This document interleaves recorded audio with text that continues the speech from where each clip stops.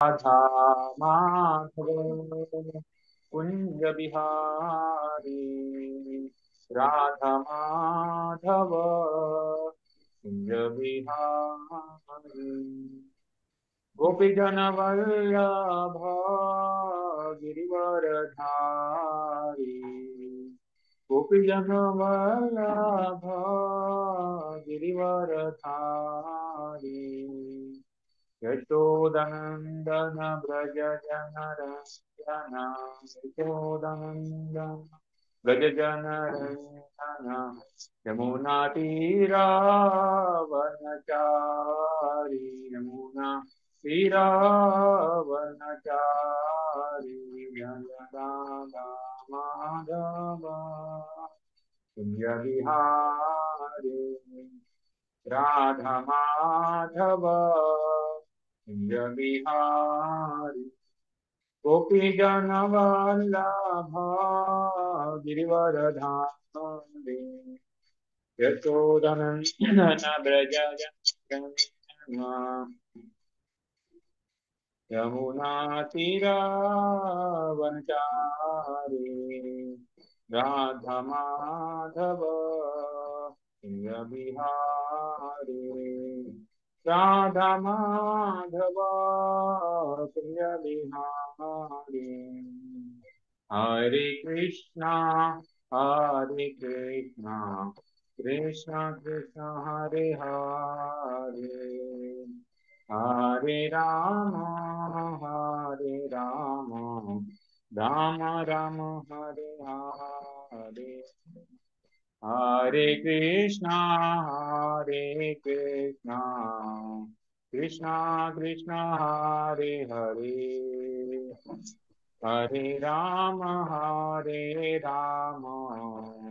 राम राम हरे हरे हरे कृष्णा कृष्ण कृष्ण हरे हरे हरे राम राम राम हरे हरे हरे कृष्णा कृष्णा कृष्णा हरे हरे हरे राम राम राम हरे हरे हरे कृष्णा कृष्णा कृष्णा हरे हरे हरे राम राम राम हरे हरे हरे कृष्णा कृष्णा कृष्णा हरे हरे हरे राम राम राम हरे हरे हरे प्रभुपाद जय प्रभुपाद जय प्रभुपाद जय श्रील प्रभुपाद जय गुरुदेव जय गुरुदेव जय गुरुदेव जय श्रील गुरुदेव। श्री हरिनाम संकीर्तन की जय, श्रील प्रभुपाद की जय, गौर भक्त वृंद की जय, श्री गोस्वामी पाद की जय, षड गोस्वामी पाद की जय, निताई गौर प्रेमानंदे हरि हरि बो।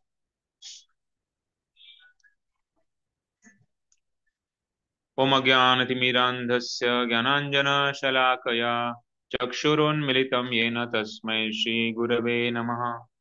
श्रीचैतन्यमनोभीष्टं स्थापितं येन भूतले स्वयं रूपः कदा मह्यं ददाति स्वपदान्तिकं। वन्देऽहं श्रीगुरो श्रीयुतापदकमलं श्रीगुरून् वैष्णवांश श्रीरूपां साग्रजातां सहगण रघुनाथान्वितं तं सजीवं साद्वैतं सावधूतं परिजनसहितं कृष्णचैतन्यदेवं श्रीराधा कृष्णपादान् सहगण ललिता श्रीविशाखान्वितांश।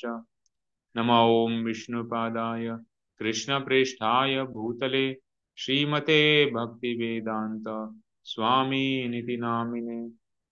नमस्ते सरस्वते देवे गौरवाणी प्रचारिणे निर्विशेष शून्यवादी पाश्चात्यदेशतारिणे नमो महावदन्याय कृष्णप्रेमप्रदायते कृष्णाय कृष्णचैतन्य नामिने गौरत्विषे नमः। हे कृष्णा करुणा सिंधो दीनबंधो जगत्पते गोपेश गोपिकाकांत राधाकांत नमोस्तुते। तप्त कांचन गौरांगी राधे वृंदावनेश्वरी वृषभानुसुते देवी प्रणमामि हरिप्रिये। वाञ्छाकल्पतरुभ्यश्च कृपा सिन्धुभ्य एव च पतितानां पावनेभ्यो वैष्णवेभ्यो नमो नमः। जय श्री कृष्ण चैतन्य प्रभु नित्यानंद श्री अद्वैत गदाधर श्रीवासादि गौर भक्त वृंद। हरे कृष्णा कृष्ण कृष्ण हरे हरे हरे राम राम राम हरे हरे।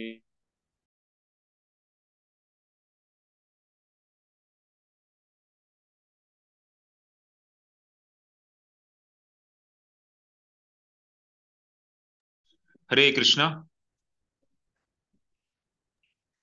तर खरंय. आजच्या आपल्या सत्रामध्ये सर्वांचं स्वागत आहे। तर सर्वप्रथम षडगोस्वामी अष्टक श्लोक संख्या 2। नाना शास्त्र विचारण एक निपुनो सद्धर्म संस्थापको लोकानां हितकारिणो त्रिभुवने मन्यो शरण्याकरो।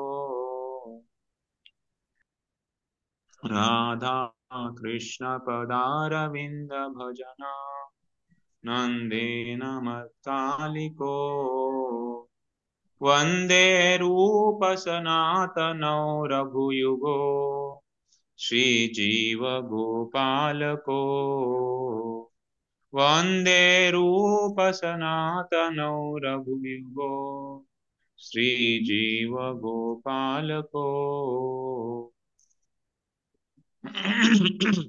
प्रशांत प्रो मीनिंग वाचा।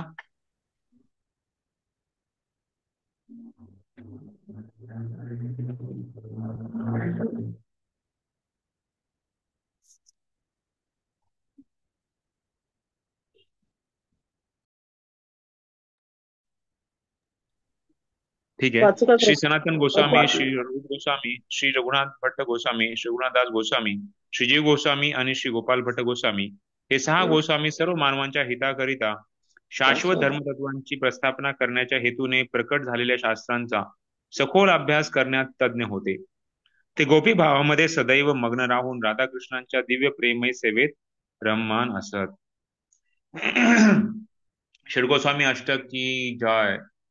श्री षडगोस्वामी पाद की जय। हरे कृष्णा।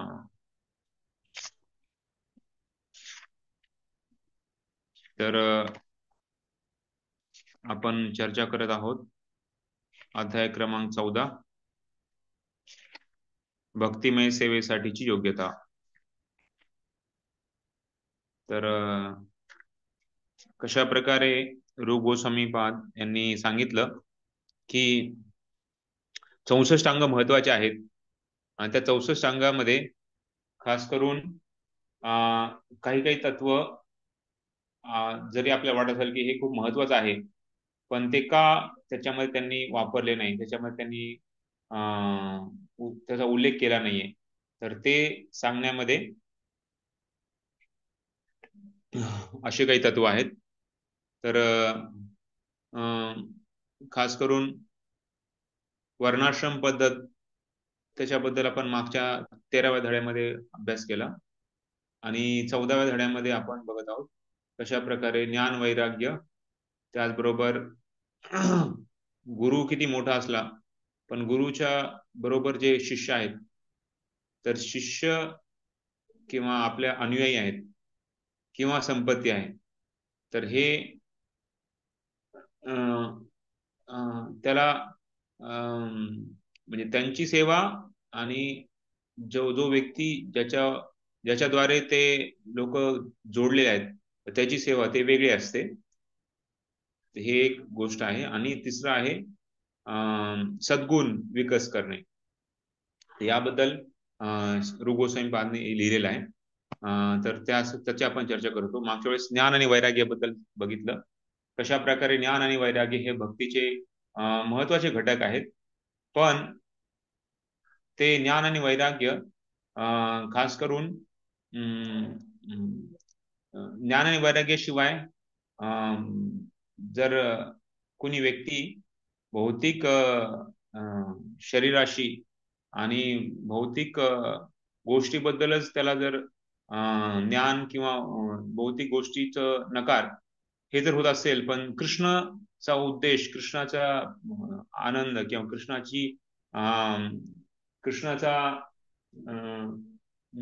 इच्छा, तर हे जर प्राप्ती होत नसेल तर ज्ञान आणि वैराग्याचा फायदा नाही.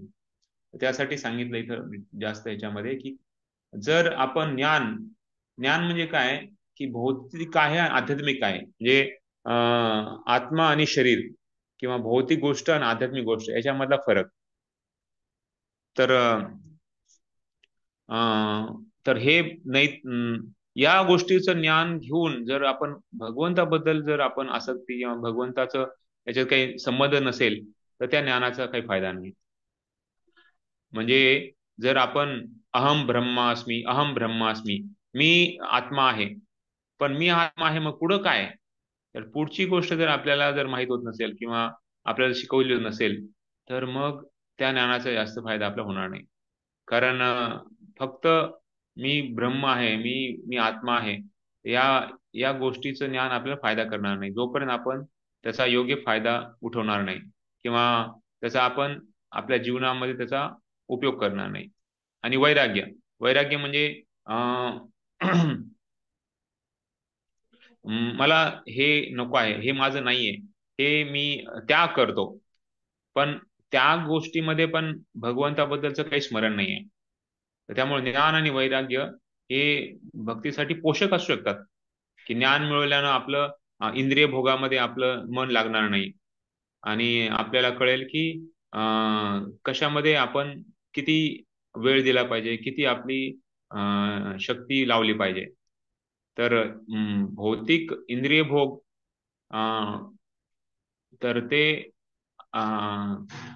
एक पापमय कृती आपली जी भगवंताला सेवा करण्याची प्रवृत्ती आहे ती नष्ट करते. त्यामुळं योग्य तो आपण म्हणजे इंद्रिय भोगामध्ये जास्त लावले नाही पाहिजे. तर ते ज्ञान आणि वैराग्य हे आपल्याला खास करून सुरुवातीला आपलं मन भौतिक इंद्रिय तृप्तीपासून बाहेर काढण्यासाठी खूप मदत करतं.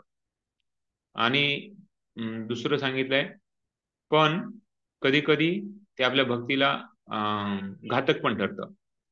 जसं इथं सांगितलंय कशा प्रकारे भक्ती म्हणजे भगवंताला खुश करणे. जसं आता इथे फोटो, या फोटोचं कोणी सांगू शकतंय फोटो काय आहे, कशाचा आहे?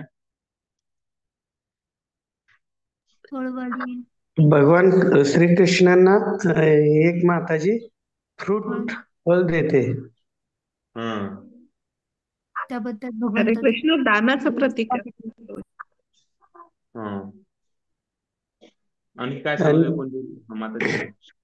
म्हणजे कुठलाही हेतू न ठेवता त्या माताजी देत आहेत भगवंताला हे फळ, की ते मला काय देईल ह्याच असं नाहीये. त्यांच्या ओंजळीत बसत नाही तरी काय त्यांच्या ओंजळीत बसत नाहीये, म्हणजे त्यापेक्षाही जास्त फळं देत आहेत, परंतु मग त्या बदल्यात भगवानची पेट, ती जी टोपली असते फळांची ती पूर्ण हिरेमाणकाने भरून देतात. तर बरोबर आहे. तर ऍक्च्युली त्यांचं पूर्ण ध्यान केंद्रबिंदू झालं होतं भगवंताच्या सुंदरतेबद्दल. त्यांना भान राहिलं नाही की मी काय करत आहे. आणि ह्याच्या पुढची पण गोष्ट एक आचार्य सांगतात की जेव्हा त्यांनी त्यांची टोकरी उचलली आणि घरी गेल्या तर त्यांना भगवंताचं स्मरण एवढं होत होतं की त्यांनी ते लगेच टोकरीतलं जे काही होतं ते खाली फेकून दिलं आणि पुन्हा त्यांनी फळं भरले आणि पुन्हा ते कृष्णाच्या घराच्या साईडलाच पुन्हा फळ घ्या फळ असं म्हणते. म्हणजे भगवंतांनी त्यांची टोकरी सोन्या हिऱ्या मोत्यांनी भरली, पण त्यांना त्याचं भान नाही राहिलं, कारण त्यांनी भगवंताबद्दल त्यांचं मन पूर्ण भगवंतावर केंद्रित झालं होतं. तर ऍक्च्युली म्हणजे आपलं मन आज खूप अशुद्ध आहे. भौतिक जगाच्या प्रलोभनापासून, त्रिगुणापासून, आणि खास करून सतोगुण, रजोगुण, तमोगुण याच्यामध्ये एवढं आपण गेलेलो आहे की मनाला शुद्धता नाहीये.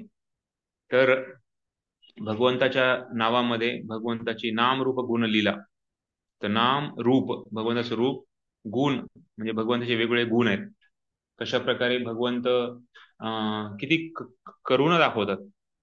भगवंत कशा प्रकारे त्यांच्यामध्ये दया आहे, सहनशीलता आहे.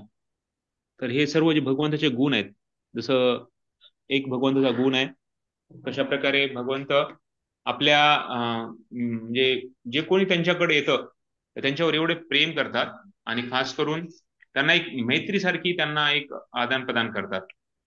तर त्याला सौशील्यता म्हणतात, की कशा प्रकारे एकदम मित्रासारखं वागणूक करणे. म्हणजे त्यांना असं मोठेपणा नाही की मी खूप पैशावाला आहे, माझ्याकडे 6 ऐश्वर्यपूर्ण मी भगवंत आहे.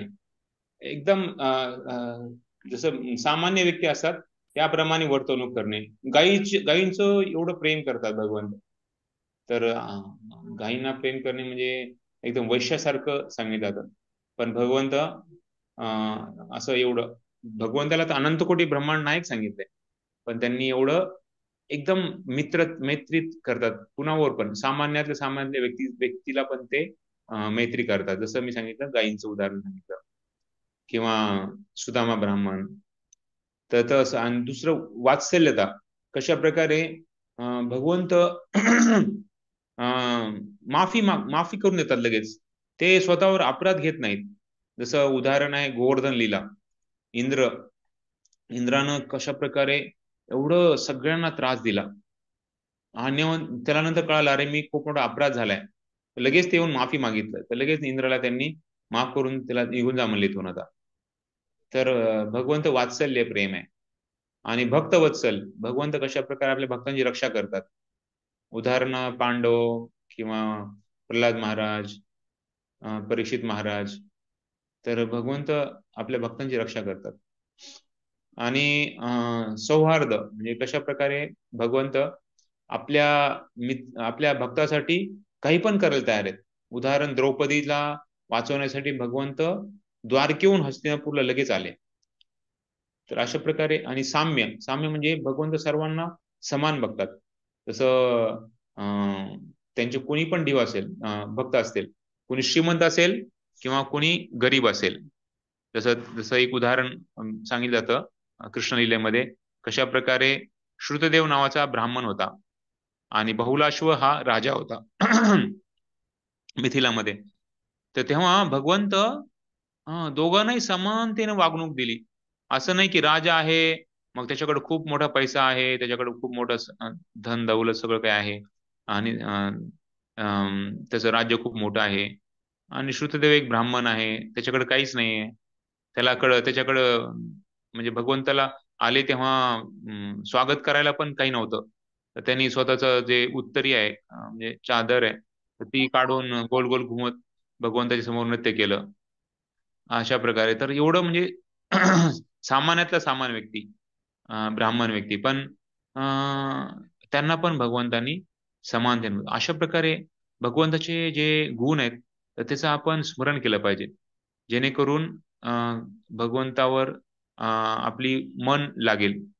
तर त्याचबरोबर चातुर्य, भगवंत किती चतुर आहेत. जसं अर्जुनाचार्याची एक उदाहरण येतं.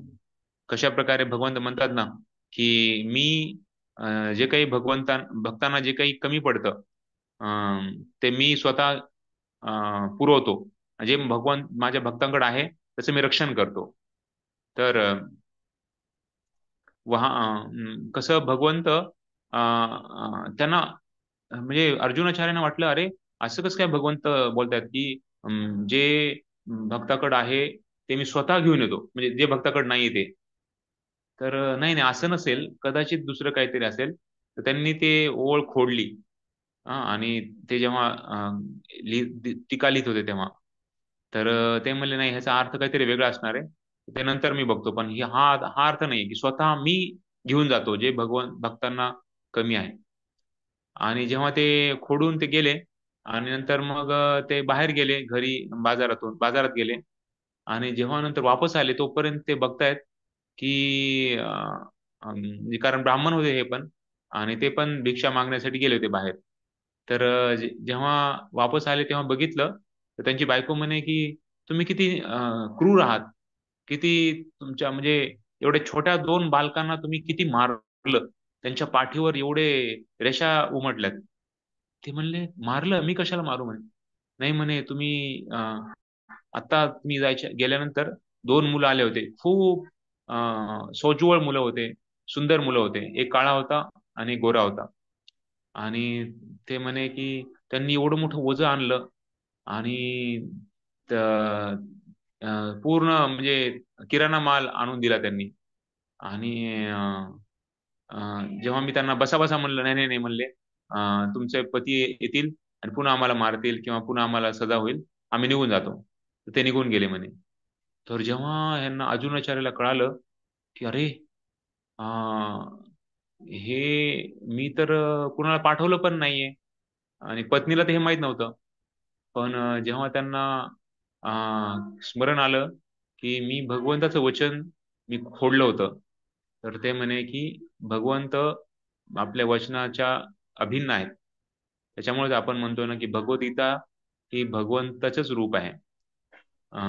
कितीतरी ठिकाणी मागच्या वेळेस पण मी सांगितलं, बर्मामध्ये भागवताचं भगवंताचा अवतार म्हणून पूजा केली जाते. तर हे ग्रंथ जे आहेत हे साक्षात भगवंत अवतार आहेत. तर अर्जुनाचार्यांनी ते रोज रेषा खोडली होती, तर ते भगवंताच्या पाठीवर त्याचे ठसे उमटले. आणि ते त्या दोघांनी पण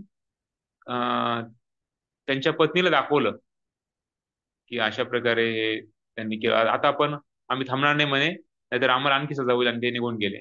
तर त्यांना खूप वाईट वाटलं की अरे, मी भगवंताचं मी किती पापी आहे, माझं दर्शन पण नाही झालं भगवंताचं, पण माझी पत्नी, तिला काही न करता तिला फळ मिळालं दर्शनाचं.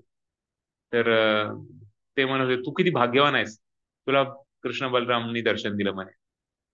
तर म्हणजे भगवंत खूप चतुर पण आहेत, आणि आपल्या भक्तांचं नेहमी रक्षण करतात. त्याचबरोबर खूप म्हणजे सत्यनिष्ठता, सत्यनिष्ठता आणि प्रामाणिक. तर कुंती महाराणी म्हणते एक वेळ असा येईल की सूर्य खूप तप्त आहे, तर तो एकदम थंड बनेल, थंड बनेल, जसं चंद्र शीतल असतं. आणि जो चंद्र आहे तो सूर्यासारखा तप्त बनेल. पण भगवंता, तुमची ही ही जे गुण आहे की कशा प्रकारे तुम्ही जे वचन देता एकमेक कुणाला पण, ते तुम्ही कधीच तुमच्या वचनाच्या पलीकडे जाणार नाही. तुम्ही तुमचं वचन नेहमी पालन करणार. तर त्याच्यामुळेच भगवंत गीतेमध्ये खूप काही वचन दिलेले आहेत भगवंतांनी. तर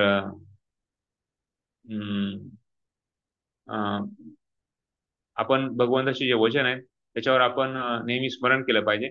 आणि खास करून सर्व धर्मान परित्यज्य मामेकम शरणं भज अहम त्वाम स्वरूपापि मोक्षयिष्यामि मा शुचः. भगवंताचं वचन आहे की तुम्ही जर मला शरण गेले तर मी तुमचं पूर्ण रक्षण करेल, तुमच्या पापातून मी तुम्हाला सगळं मुक्त करेल. तर अनन्या चिंतयन्तु माम ये जन पर्युपासे तेषां नित्याभियुक्तानां योगक्षेमं वहाम्यहम्, योगक्षेमं वहाम्यहम्. तर त्यासाठी पहिलं जसं LIC पॉलिसीमध्ये ते चित्र टाकतात आणि ते लिहितात पण योगक्षेमं वहाम्यहम्, पण त्याच्या अगोदरची जी गोष्ट आहे ती खूप महत्वाची आहे. अनन्या चिंतयन्तो माम, अनन्या चिंतयन्तो माम म्हणजे अन्य कुठल्याही देवाचं किंवा कुठल्याही कुठल्याही व्यक्तीचं चिंतन न करता माझं जे चिंतन करतील, ये जन परिपासे, त्या व्यक्तींसाठी मी तेषां नित्याभियुक्तां योगक्षेम वहाम्यहम्, जे काही आहे ते त्याचं मी रक्षण करतो, आणि जे नाही त्याला मी स्वतः मी त्यांना पुरवतो. तर अशा प्रकारे भगवंताच्या या गुणावर आपण स्मरण केलं पाहिजे. कारण जप म्हणजे काय आहे की आपलं जे आपण जप करत आहोत, तर ते जप करण्याचं, भक्ती करण्याचा उद्देश काय आहे? आपली जी भौतिक जीवनामध्ये भोग करण्याची जी वृत्ती आहे, तर ती वृत्ती त्याग करून आपण आपल्या शाश्वत स्वरूपाचं प्राप्ती करणे. तर भगवंत हेच स्वामी आहेत आणि आपण त्याचे निरंतर दास आहोत. तर त्यामुळं आपण जेव्हा या ज्ञानाला आपण समजतो, तर तेव्हा आपण खरी शांती आणि समाधान प्राप्त करतो. तर तर हे ज्ञान खूप महत्वाचं आहे. तर या ज्ञानाद्वारे आपण भक्तीमध्ये प्रगती करू शकतो. पण जर कोणी फक्त त्याग करत असेल, त्याचं हृदय खूप कठोर होऊन जातं. आणि जर त्याच्याकडे काही भगवंताप्रती काही भावना पण नसतील, जसं इथं फळवाली बाई, त्यांनी भावना प्रकट केल्या होत्या भगवंतांना, त्यांचं मन एवढं केंद्रीकृत केलं होतं भगवंतावर. त्यामुळं त्यांचं म्हणजे पूर्ण आकर्षण भगवंतावर जोडलं. तर आपल्याला भक्तीमध्ये कोमल हृदय असणं खूप महत्वाचं आहे. जसं हृदय कठोर होतं, तर ते मग राग येतो आणि द्वेष भावना निर्माण होते. तर त्यामुळं जेवढं आपण कोमल हृदय ठेवू, तेवढं आपल्याला ते भक्तीसाठी पोषक राहणार आहे. आणि त्याचबरोबर जसं आपण सर्वांनी सांगतो, भौतिक जे उद्देश आहे त्यातून आपण मुक्ती केली पाहिजे. आणि खास करून कठोर हृदयाबद्दल सांगितलं, आणि आपण युक्त वैराग्य बघितलं. तर कशा प्रकारे आपण खास करून अनासक्ती अनासक्ती हे कसं प्रकट करायचं, ज्याद्वारे आपल्याला आपलं हृदय पण कठोर होणार नाही. तर त्याचं उदाहरण सांगितलं युक्त वैराग्य. हे पण आपण बघितलं कशा प्रकारे प्रभुपादांनी सर्व काही भगवंताच्या सेवेसाठी, कारण सर्व भगवंताचं आहे हे जाणलं पाहिजे. भोक्ताराम एकतपसाम सर्व लोक महेश्वरम. आणि एवढंच नाही तर पंचमहाभूत जे आहे, तर ते सर्व भगवंतापासून झालेलं आहे. त्यामुळे जेव्हा जी वस्तू ज्याचं आहे, तर ती वस्तू त्यासाठीच ती वापरली पाहिजे. जसं आपण मर्सिडीज बेंज आहे किंवा एखादी कार आहे, तर ती नांगरण्यासाठी वापरत नाही. तर नांगर हा बाकी एका ठिकाण दुसऱ्या ठिकाणी जाण्यासाठी वापरत नाही. तर हे पण पाहिलं. आणि त्यानंतर युक्त वैराग्य म्हणजे सगळ्या गोष्टीचा स्वामी भगवंत आहे हे जाणणे, प्रत्येक वस्तू भगवंताशी संबंध हे जाणणे, आणि त्यासाठी त्या योग्य उद्देशासाठी त्याची उपयोग करणे. तर आजकाल बघतो आपण बरेच साधू आहेत, तर ते सगळं त्याग करतात, पण फक्त त्याग करून पण उपयोग नाहीये. तर आपण आपलं योग्य वस्तू भगवंताच्या सेवेमध्ये लावणं हे महत्वाचं आहे. तर कुठलीही गोष्ट, तर ही सर्व गोष्टी भगवंताच्या सेवेमध्ये आपण लावू शकतो. कारण आपल्याला माहिती आहे की कुठलीही गोष्ट आपली नाहीये. तसं आपण बघतो, जेव्हा लहान मुलं जन्माला येतात, तेव्हा ते खाली हात आहे, खाली हात जाने वाले असं आपण म्हणतो. ते काही असं घेऊन आलेलं नाहीये, त्यांचं खाली हात आहे, एमटी, म्हणजे हात हात ते असं भरलेला नाहीये. आणि मृत्यू झाल्यानंतर पण आपण बघतो, त्यांना असा ड्रेस घातला जातो, त्याच्यामध्ये काही पॉकेट पण नसते, म्हणजे खिसा पण नसतो. म्हणजे आपण आलोय काही न आणता, आणि जातोय पण आपण काही न घेता. मग या छोट्याशा जीवनामध्ये आपण किती आसक्ती ठेवतो, आणि किती तरी आपण जीवनाचं वेळ त्याच्यामध्ये घालतो. त्यासाठी हे हे ज्ञान आपल्याला मदत करू शकतं, कसं आपण या भौतिक जगाची आसक्ती कमी करण्यासाठी. तर प्रत्येक इंद्रिय इंद्रिय वस्तू जी आहे, तर ती आसक्त न होता, ती इंद्रियाशी आसक्त न होता ती योग्य मार्गाने वापरायचं. जसं आपण मागे पण बघितलं की प्रभुपादांनी कसं युक्त वैराग्य हे त्यांच्या जीवनामध्ये दाखवलं. तर त्यांनी मग मंदिरासाठी खूप सुंदर सुंदर मौल्यवान सँडेलियर, पुन्हा त्याचबरोबर मायक्रोफोन आणि पेपरची प्रेस, तर ते सर्व यूज केलं. तर त्यांनी सांगितलं की असं नाही, जसं प्रभुपाद मायक्रोफोन घ्यायचे आणि मायक्रोफोन मध्ये बोलायचे, डिक्टाफोन मध्ये बोलायचे, जेणेकरून ते बोललेलं जे आहे ते भक्त नंतर संध्याकाळी किंवा दुसऱ्या दिवशी त्याचं टायपिंग करायचे. अशा प्रकारे प्रभुपादांनी त्यांचं जे वाक्य आहे, त्यांचे जे तात्पर्य आहे ते सांगितलंय डिक्टाफोन वापरून. डिक्टाफोन त्यांनी वापरला, मायक्रोफोन वापरला. हे सर्व त्यांनी भगवंताच्या सेवेसाठी किंवा भगवंताचं गुणगान लोकांपर्यंत पोहोचण्यासाठी वापरलं. त्याला म्हणतात कृष्ण भावनामृत. कृष्ण भावनामृत म्हणजे काय की भौतिक गोष्टी याचा सर्वांचा उपयोग भगवंताच्या संबंधित केला पाहिजे, त्याला युक्त वैराग्य म्हटलेलं आहे. तर आणि फाल्गू वैराग्य काय आहे? फाल्गू वैराग्य ते म्हणतात जसं आपण बघतो बऱ्याच वेळेस जैन लोक आहेत, तर ते कारमध्ये बसत नाही किंवा ते नेहमी चालतात. त्यांचं पूर्ण नाक आणि तोंड हे झालेलं आहे, बंद केलं असतंय, जेणेकरून एक पण छोट्यातल्या छोटा पण किडा किंवा कशाचाच काही मृत्यू होईल नको आपल्यामुळे. तर प्रभुपाद म्हणतात आम्ही मोटर कार किंवा जे विमान आहेत तर ते भौतिक आहे बघितलं तर, पण आम्ही कशामुळं चालू म्हणे.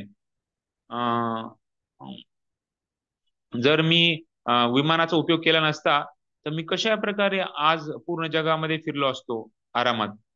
आपण नेहमी त्याचा उपयोग करू शकतो, पण स्वतःसाठी नाही, भगवंतासाठी. ह्याला म्हणतात कृष्ण भावनामृत. जसं राजशंभू सांगायचे की मी नेहमी खडगपूरला जायचो किंवा वेगवेगळ्या ठिकाणी आपले प्रचारक जातात प्रचार करण्यासाठी आणि पुन्हा ते वापस येतात.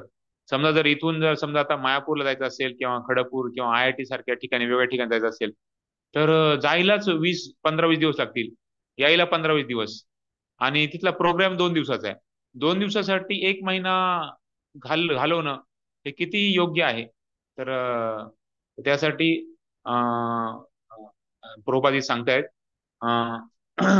जर आपण भौतिक गोष्टींमध्ये आपण भगवंताला विसरलं तर ते आत्महत्यासारखं आहे. आपल्याला जर भौतिक संपत्ती मिळाली आहे, भौतिक ऐश्वर मिळालं, पण आपण भगवंताला विसरलो तर ते आत्महत्या झाल्यासारखं आहे. त्याच्यामुळं आपल्याला खूप काळजीपूर्वक राहायला पाहिजे. आपल्या ज्या गोष्टी आहेत, अधिकार नसेल तर आपण वापरले नाही पाहिजे. जसं आपल्याला माहिती आहे कधी कधी घरामधलं फ्यूज निघून जातं, इथे पण लाईट गेलेली आहे, तर फ्यूज निघून जातं, फ्यूज जळून जातं. तर सगळेच फ्यूज बदलू शकतात असं नाहीये. छोटे पोरांना काय कळतंय फ्यूज कसं बदलायचं? सगळ्या घरच्या सगळ्यांना पण नाही कळणार. 1-2 व्यक्ती आहेत, मोठे व्यक्ती, त्यांना कळतं की हे फ्यूजचं हे सॉकेट आहे, तर तिथलं सॉकेटचं हे काढायचं, त्याची तार आहे, तार जळाली आहे, त्याची तार बदलायची. हे जर कळत नसेल कुणाला आणि त्यांनी हात घालायचा प्रयत्न केला तर खूप मोठं एक वेगळंच काहीतरी होऊ शकतं. त्यासाठी ज्याचा अधिकार आहे त्या व्यक्तीनं या भौतिक जगाच्या संपत्तीशी किंवा भौतिक प्रकृतीशी आपण हे केलं पाहिजे. नाहीतर भौतिक प्रकृतीशी खेळणं म्हणजे खूप भयानक स्थिती आहे. तर त्यामुळे बऱ्याच वेळेस लोक म्हणतात की व्हॉट्सॲप, फेसबुक, मोबाईल, बाकी लॅपटॉप, हे ते बाकी सर्व गोष्टी आहेत तर ते सगळ्यांनी वापरू शकतात, काय प्रॉब्लेम आहे? पण ऍक्च्युली ज्याचा अधिकार नसेल आणि त्यांनी जर ते वापरलं तर त्याला तो मोठा भक्तीसाठी तो घातक ठरू शकतो. त्याच्यामुळं जे आपल्याला आवश्यक आहे, ज्या गरजेचं आहे ते आपण वापरू शकतो, पण जे गरजेचं नाहीये तर ते खूप आपल्याला खूप म्हणजे आपलं चिंतन, भगवंताचं चिंतन आपल्याला म्हणजे चिंतन आपलं वेगळंच होऊन जातं. तर राजशंभू म्हणते की कशा प्रकारे भक्तामध्ये पण आजकाल व्हॉट्सअप खूप मोठ्या प्रमाणात वापरण्यात येत आहे. त्यामुळे बऱ्याच वेळेस भक्त जेव्हा प्रवचन करतात तेव्हा बऱ्याच वेळेस व्हॉट्सअप मधलं इकडच तिकडे भौतिक ह्याच्यातलं जास्त बोलण्यात येतं. भगवंताचं जे चिंतन आहे ते कमी होते. भगवंताबद्दलचं जे जास्तीत जास्त बोललं पाहिजे, थोडंसं एखादं 2-4 उदाहरण आपण देऊ शकतो भौतिक जगातले, जे कधी कधी बऱ्याच वेळेस व्हॉट्सअप ग्रुपमध्ये वेगवेगळ्या गोष्टी येतात, वेगवेगळ्या ऍड येतात आणि त्यांची मनोभावना तशा प्रकारे होती. तर ऍक्च्युली हे योग्य नाहीये. तर आपलं जास्तीत जास्त जे आपलं इनटेक आहे, जसं आपण म्हणतो ना वरण भात भाजी आणि पोळी, तर हे आपलं जास्त घेतलं पाहिजे आणि चटणी, थोडंफार वेगळं बाकी गोष्टी ज्या आहेत त्या थोडंसं खाल्लं पाहिजे. त्याचप्रमाणे आपल्या भक्तीमध्ये आल्यानंतर असं नाही की म्हणजे आपण सर्व गोष्टी आपण एवढे अधिकारी आहोत की त्या सगळ्या आपण योग्य मार्गाने वापरू. तर योग्य ठिकाणी आपण योग्य वापरलं पाहिजे. नाहीतर जसं इथं प्रभुपाद म्हणतात की भौतिक प्रकृती खूप शक्तिशाली आहे आणि आपल्याला जर आपण भगवंताला विसरलं तर ते आपला आत्महत्या म्हणजे आध्यात्मिकदृष्ट्या आत्महत्या होते. तर त्यासाठी फाल्गू वैराग्य नकोय. तर फाल्गू वैराग्य म्हणजे काय की त्यांना हे कशा प्रकारे वापरायचं भगवंतासाठी किंवा भक्तांसाठी किंवा भगवंता सेवेसाठी हे माहित नाही. तर इथं आपण बघतो आध्यात्मिक दृष्ट्या अनासक्ती त्याला युक्त वैराग्य म्हणतात. तर आपण हे उदाहरण मागच्या बघितले होते. आणि कशा प्रकारे भगवंतांनी जे आपल्याला नेमून दिलेलं आहे तर त्या गोष्टी आपण केल्या पाहिजे. आणि भगवंतांनी जे आपल्याला जे नाही म्हणून सांगितलेलं आहे त्या गोष्टी आपण नाही केल्या पाहिजे. तर अशा प्रकारे ह्याला युक्त वैराग्य आणि फाल्गू वैराग्य या दोन गोष्टी आपण बघितल्या. आणि ही खूप महत्वाचा मुद्दा आहेत. कशा प्रकारे आपण स्वतःच्या इच्छा मागून सांगून भगवंताची इच्छा आहे असं नाही मानलं पाहिजे. तर सगळ्यात चांगलं राहील जेव्हा आपण गुरुचं प्रसन्नता काय आहे, गुरुची वाणी काय, गुरु त्यांची इच्छा काय आहे, तर त्यानुसार आपण काय स्वीकारायचं आणि काय सोडायचं भगवंत सेवेमध्ये हे आपण समजलं पाहिजे. कारण गुरु हे भगवंताचे प्रतिनिधी आहे. तर त्याच्यानंतर हे दुसरा पहिला मुद्दा झाला ज्ञान आणि वैराग्य. दुसरा मुद्दा पण बघितला कशा प्रकारे जी सेवा आहे ती सेवा आपण बघतो की विपुल संपत्ती किंवा मोठा शिष्य समुदाय यांचे संपादन करून आध्यात्मिक गुरुने कधीही वाहवत जाऊ नये. तर कारण सर्वजण भगवंताचे अंश आहेत आणि कुणी जरी त्यांना संबंध केलाय, कुणी जरी त्यांना त्यांच्या भक्तीमध्ये त्यांना संबंध स्थापित करून दिलाय, पण त्यानंतर मात्र आपण बघतो की गुरुचं असं नको व्हायला की किंवा एखादा प्रतिष्ठित व्यक्ती आहे त्याचं असं नको व्हायला की त्यांनी लोकांना मदत केली आणि त्याचं श्रेय जीवनभर तो स्वतःच घेतोय. तर हे चुकीचं आहे. तर त्यासाठी दुसरी गोष्ट कसं कुणी जर मंदिर बांधलंय तर तोपर्यंतच आहे मंदिर बांधलेलं बरोबर आहे, पण मंदिरानंतर जेव्हा भक्त निर्माण होतात, भक्त सेवा करतात तर त्या सेवेचं श्रेय आहे ते त्या भक्तांना मिळतं. असं नाही की ज्यांनी मंदिर बांधून दिलंय त्याच्याच श्रेय सर्व काही आहे मंदिर बांधल्यानंतर, असं नाहीये. नाहीतर मग या भक्तीमध्ये तो पण एक म्हणजे शिथिल बनेल. आणि शेवटचं सांगितलं होतं कशा प्रकारे सद्गुणांचा विकास करणे. सद्गुण विकास करणे चांगलं आहे पण ते साधना भक्तीचं अंग नाहीये. तर सांगितलं कशा प्रकारे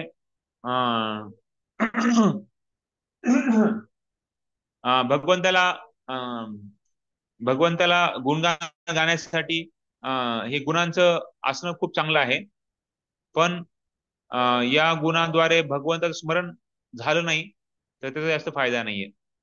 त्याच्यामुळे ह्याला साधना भक्ती म्हटलेलं नाहीये. पण जे भक्त असतात त्यांच्यामध्ये गुणांचा विकास होतो. जसं आता इथे बघतोय आपण कशा प्रकारे मृगारी जेव्हा त्यांनी भक्ती चालू केली, नारद मुनी अंगीर मुनी आले होते त्यांच्याद्वारे, तर मुंग्यांना पण तो आदर सन्मान द्यायला लागला. जो पहिला व्यक्ती ज्यांनी प्राण्यांना अर्ध कापणे आणि त्यांचं त्याच्यावर तो आनंद घेणे, तर तो त्या व्यक्तीमध्ये एवढं परिवर्तन झालं की तो व्यक्ती आता दुसऱ्यांना माझ्याद्वारे काही इजा पण होऊ नको अशा प्रकारे त्याचं वर्तणूक बनलं. तर तर या यस्यास्ती भक्ती भगवती अकिंचना सर्व गुणांचा समास हराव भक्त कुतो मनोरथना धावतो भाई. तर भक्तामध्ये हे गुण प्रकट होतात. तर त्यासाठी आपण शुद्ध भक्ती आपण केली पाहिजे. आणि भक्ती केल्यानं गुण प्रकट होतो, पण ज्याच्याकडे गुण आहेत ते भक्त राहतील असं नाहीये. एवढंच नाही तर त्यांचे गुण पण ते संपुष्टात येऊ शकतात. त्यासाठी हे तिसरं गोष्ट आपण बघितली की भक्ताने कृष्ण भावना भावित मनुष्य स्वाभाविकपणेच शुद्ध असल्यामुळे त्याला आपले विचार आणि क्रिया शुद्ध करण्याच्या इतर कोणत्याही पद्धतीचे अवलंबन करण्याची आवश्यकता नाही. जसं खास करून तपस्या किंवा अहिंसा, तर या सर्व गोष्टी आहेत ते साहजिकच भक्तांमध्ये त्या येतील, कारण जेव्हा केंद्रबिंदू भगवंत आहेत तेव्हा सर्व गोष्टींचा आपण मागच्या वेळेस आपण उदाहरण बघितलं होतं कशा प्रकारे शिवजी आहेत. तर शिवजींना कामदेवांना कामदेव आले होते त्यांना हे करण्यासाठी, पण त्यांनी जाळून टाकलं. आणि विश्वामित्र मुनी त्यांनी पण रंभा त्यांना दगडासारखं बनवलं. पण भगवंत जे आहेत नरनारायण ऋषीच्या रूपामध्ये त्यांनी मदन जे आले होते तर त्यांच्या समोर त्यांनी अप्सरा निर्माण केली, खास करून उर्वशी, आणि ते त्यांना भेट म्हणून इंद्राला द्यायला दिलं. ते स्वतः हसले. त्यांनी काही नरनारायण ऋषी कधी राग नाही आला. तर अशा प्रकारे हरिदास ठाकूरांचं उदाहरण आहे. कशा प्रकारे हरिदास ठाकूर एवढे महान भक्त होते की त्यांनी वेश्या आली होती, एवढंच नाही तर खास साक्षात भौतिक प्रकृती जे मायादेवी आहे ते स्वतः आली होती. पण भगवंताचे भक्त एवढे भगवंताप्रती आणि भगवंताच्या प्रसन्नतेसाठी नेहमी त्यांच्यावर एवढा आश्रय असतो, त्यामुळे त्यांनी 3 दिवस येऊन पण त्यांना शुद्ध केलं आणि नंतर त्यांना शिष्य बनवलं आणि त्यांना सांगितलं की तुम्ही भक्ती करत राहा, तुम्हाला सर्व काही तुमच्या जे काही दुर्गुण होते सगळे निघून जातील आणि सगळेजण तुम्हाला आदर सन्मान देतील. आणि त्यांनी तसं चालू केलं, एवढं एवढं शुद्ध झालं. अशा प्रकारे आपण हे सर्व बघितलं. आता शेवटचा जो हे राहिलाय तर कशा प्रकारे 9 ज्या महत्वाचे जे 9 अंग आहेत भक्तीचे आणि त्याच्यामध्ये कोणी त्याच्यामध्ये श्रेष्ठता मानलेली, कोण त्याच्यामध्ये पूर्ण प्रवीण झालेले, त्याच्याबद्दलचं हा शेवटचा एक भाग या धड्याचा राहिलाय, तर तो आपण चालू करूया. भक्तिमय सेवेसाठी योग्यता, पान नंबर 130 मध्ये श्री रूप गोस्वामी पुढे सांगतात. इथपर्यंत मी ज्या बोललो आता त्याच्यामध्ये कुणाला काही प्रश्न आहे का? नाही. ठीक आहे, ठीक आहे. तर मग प्रशांत भाऊ. हरे कृष्ण प्रभूजी, मी वाचू? हॅलो, वाचा मला. अध्याय 15 रागात्मिका भक्ती. श्रीकृष्णांचे वृंदावनातील निकट पार्षद म्हणजे रागात्मिकता भक्तिमय सेवे. माताजी 130 पान नंबर सांगितलं मी. 14वा धडा चाललाय, आणखी 15वा चालू नाही केला. आणखी 14व्या धड्यातलं प्रभूजी माझे 130 ब्लँक आहे, 131च आहे डायरेक्ट माझ्या पुस्तकात. प्रभूजी मी वाचू का? ऍक्च्युली हरे कृष्णा. गोस्वामी या ठिकाणी आवर्जून सांगतात की चेतना आणि शारीरिक क्रिया यांचे शुद्धीकरण, तपश्चर्या, मनशांती या सर्व गोष्टी भक्तिमय सेवेत रत असलेल्या मनुष्यामध्ये आपोआप प्रकट होत असतात. श्रील रूप गोस्वामी पुढे सांगतात की भक्तीचे 9 प्रकार आहेत. हे 9 प्रकार म्हणजे श्रवण, कीर्तन, स्मरण, वंदन, मंदिरातील विग्रहांची अर्चना, प्रार्थना, आज्ञाधारी सेवकाप्रमाणे भगवंतांच्या आज्ञेचे पालन करणे, भगवान श्रीकृष्णांची सख्य भावात सेवा करणे आणि आत्मनिवेदन हे होत. यापैकी प्रत्येक साधन इतके शक्तिशाली आहे की एखाद्याने त्यांच्यापैकी एकाचे जरी पालन केले तरी न चुकता तो इच्छित सिद्धी प्राप्त करू शकतो. उदाहरणार्थ, एखादा मनुष्य भगवंतांविषयी केवळ श्रवण करण्यावर आसक्त झाला आणि दुसरा त्यांच्या नामाचे कीर्तन करण्यावर आसक्त झाला तरी त्या दोघांनाही भक्तिमय सेवेतील इच्छित ध्येय प्राप्त होत असते. चैतन्य चरित्रामृतात या संबंधी अधिक स्पष्टीकरण दिलेले आहे. जर आपण 1, 2, 3 किंवा भक्तिमय सेवेच्या सर्व विविध विधींचे पालन केले तर शेवटी आपल्याला भक्तिमय सेवेत स्थित होण्याचे इच्छित ध्येय प्राप्त होऊ शकते. पुढचं वाचू काय प्रभूजी? वाचा. भक्तांनी यापैकी एखाद्या विधीचे कसे पालन केले या संबंधी अनेक उत्तम उदाहरणे आपल्याला शास्त्रांमध्ये आढळतात. परीक्षित महाराजांनी जीवनाचे ध्येय केवळ श्रीमद भागवत पुराणाचे श्रवण करून प्राप्त केले. शुकदेव गोस्वामींनी जीवनाचे ध्येय केवळ श्रीमद भागवताचे कथन करून प्राप्त केले. प्रल्हाद महाराजांनी भगवंतांचे सतत स्मरण करून भक्तिमय सेवेतील यश प्राप्त केले. लक्ष्मी देवीने यश प्राप्त करण्यासाठी स्वतःला भगवंतांच्या चरण कमलांची सेवा करण्यात मग्न केले.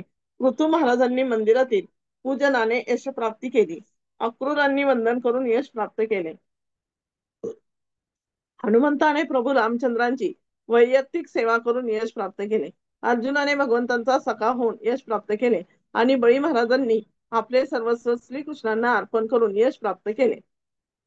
पुढचं वाचू?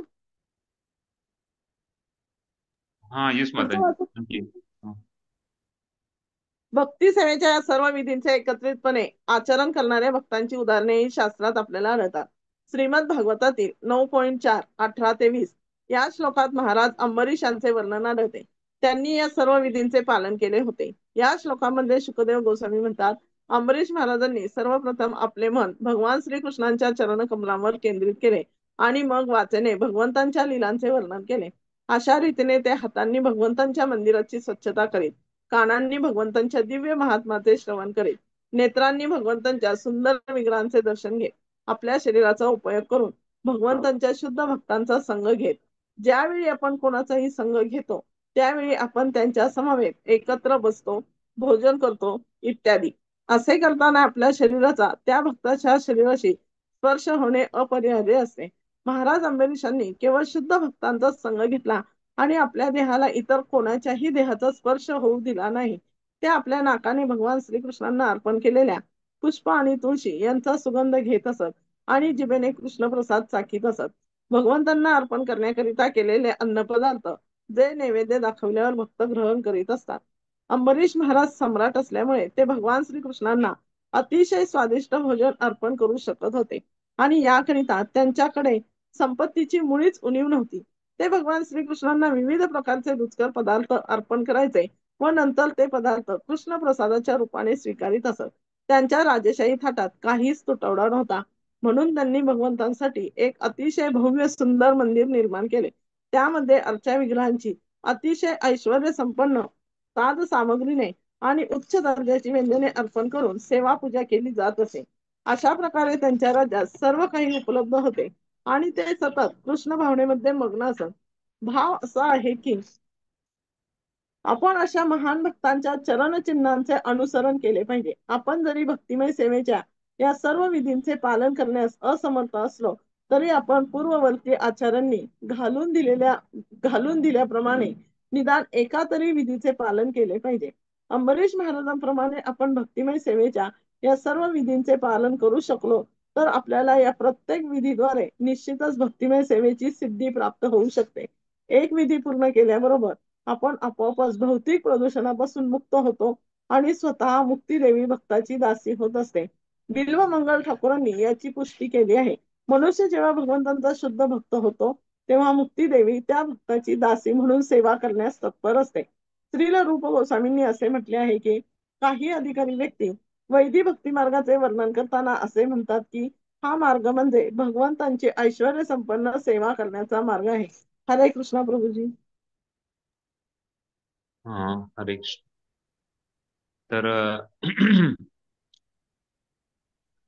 तर इथे रूप गोस्वामी सांगतायत 9 प्रकारचे भक्तीचं वर्णन केलेलं आहे. ते 9 प्रकारची भक्ती कोण भक्त त्याच्यामध्ये पूर्ण समर्पण केलं आणि त्यांनी श्रेष्ठत्व प्राप्त केलेलं त्या अंगामध्ये, त्याचं वर्णन पण त्यांनी दुसऱ्या च्यामध्ये पॅराग्राफ मध्ये दिलेलं आहे. तर सर्वप्रथम ते सांगतात की भगवंत कशा प्रकारे हे 9 अंग आहेत, त्यापैकी प्रत्येक अंगामध्ये साधनामध्ये एवढी शक्ती आहे की एका जरी अंगाचं कोणी पालन केलं तर तो पूर्ण सिद्धी प्राप्त करू शकतो. तर म्हणजे प्रत्येक अंगामध्ये किंवा प्रत्येक प्रकारामध्ये एवढी शक्ती आहे की पूर्ण सिद्धी प्राप्त करण्यामध्ये ते यशस्वी ठरू शकतात. तर त्यामुळं हे 9 प्रकार खूप महत्वाचे आहेत. तर सर्वप्रथम आहे श्रवण. तत्पूर्वी एक श्लोक इथे आपण बघत आहोत. तोच श्लोक आहे ज्याचा आपण आता वाचलं, 9.4.18 ते 20. हा 9व्या स्कंदातला 4था अध्यायातला 18वा ते 20वा श्लोक आहे. अमरीश महाराज दुर्वास मुनी त्यांची कथा आहे. कशा प्रकारे अमरीश महाराजांना म्हणजे दुर्वास मुनीनं अमरीश महाराजांना कसा अपराध झाला, तर ते या धड्याचं नाव आहे. तर सर्वांनी माझ्या मागे म्हणण्याचा प्रयत्न करूया. सवै मना कृष्ण पदारविंदयो कृष्ण पदारविंदयो वचांसि वैकुंठ गुणानुवर्णने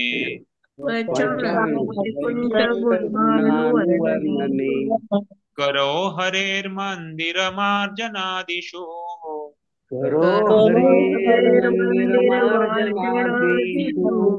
श्रुतिं चकाराच्युत सत्कथोदये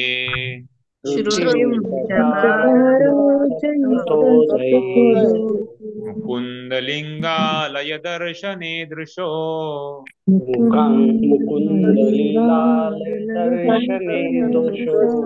तद्भृत्य गात्र स्पर्शेङ्ग संगमम्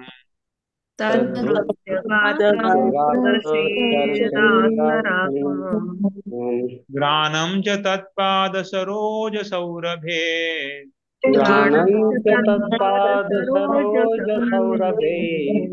श्रीमत्तुलस्या रसनां तदर्पिते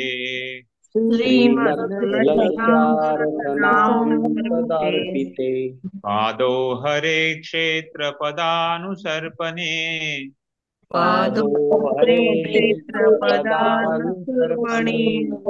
शिरो ऋषिकेश पदाभिवन्दने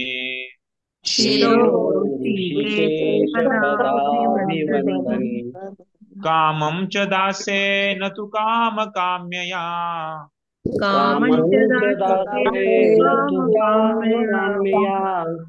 यथोत्तमश्लोकजनाश्रयारतिः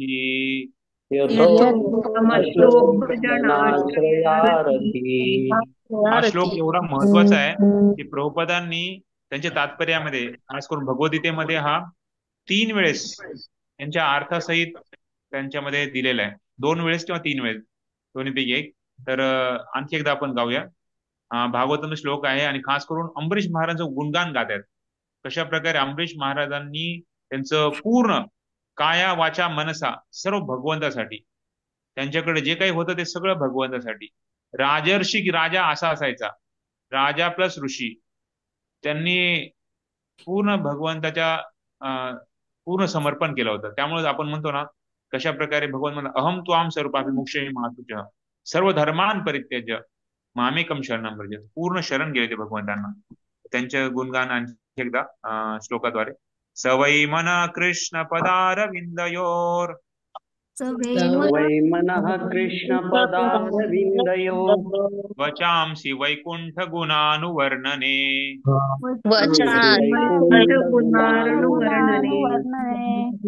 करो हरेर्मन्दिरमार्जनादिषु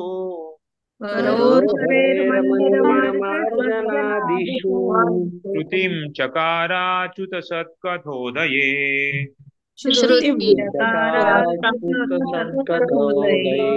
मुकुन्दलिङ्गालय दर्शने दृशो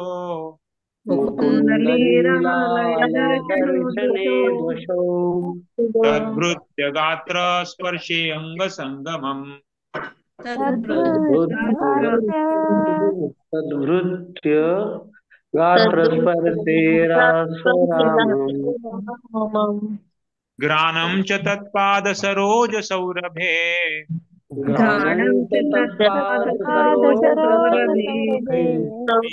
तुलस्या रसनां तदार्पिते श्रीमद्भागवतमहापुराणार्थनांतदर्पिते आदौ हरे क्षेत्र पदानुसर्पणे आदौ हरे क्षेत्रपदानुसर्पणे शिरो ऋषिकेश पदाभिवन्दने चिरो ऋषिकेशपदाभिवन्दने कामं च दास्ये कामकाम्यया कामया यथोत्तमश्लोकजनाश्रयारतिः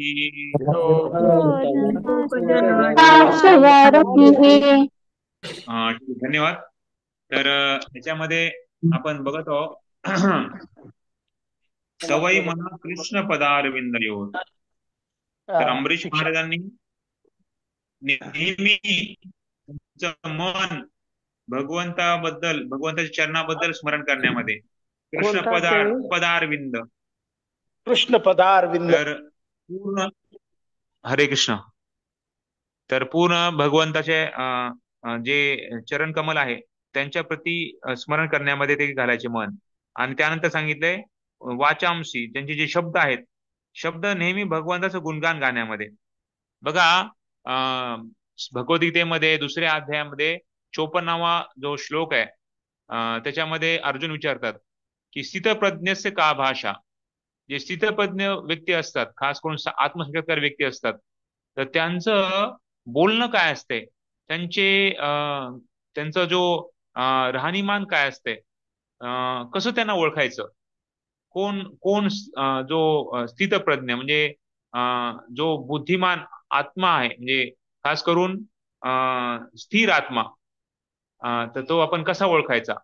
त्याच्यामध्ये खास करून मुक्त आत्मा म्हणतो आपण त्यांना. मुक्त आत्मा म्हणजे कोण, त्याच्याबद्दल तुम्ही सांगा म्हणतात. तर त्याच्यानंतर भगवंतांनी स्थितप्रज्ञाचं वर्णन केलेलं आहे. कशा प्रकारे एक आत्मसाक्षात्कारी व्यक्ती कसा वागतो, कसा बोलतो आणि त्याची लक्षणं काय आहेत आणि तो कसा चालतो, अशा प्रकारे हे वर्णन केलेलं आहे. त्याच्यामध्ये खूप सुंदर वर्णन आहे, तुम्ही वाचू पण शकता. प्रभुपादांनी पण त्याच्यावर तात्पर्य खूप चांगलं दिलेलं आहे. 2.54 ते 2.72 हा पूर्ण वर्णन आहे स्थितप्रज्ञाच्या व्यक्तीबद्दल. आणि खास करून 55 ते 60 हा खूप महत्वाचं सेक्शन आहे.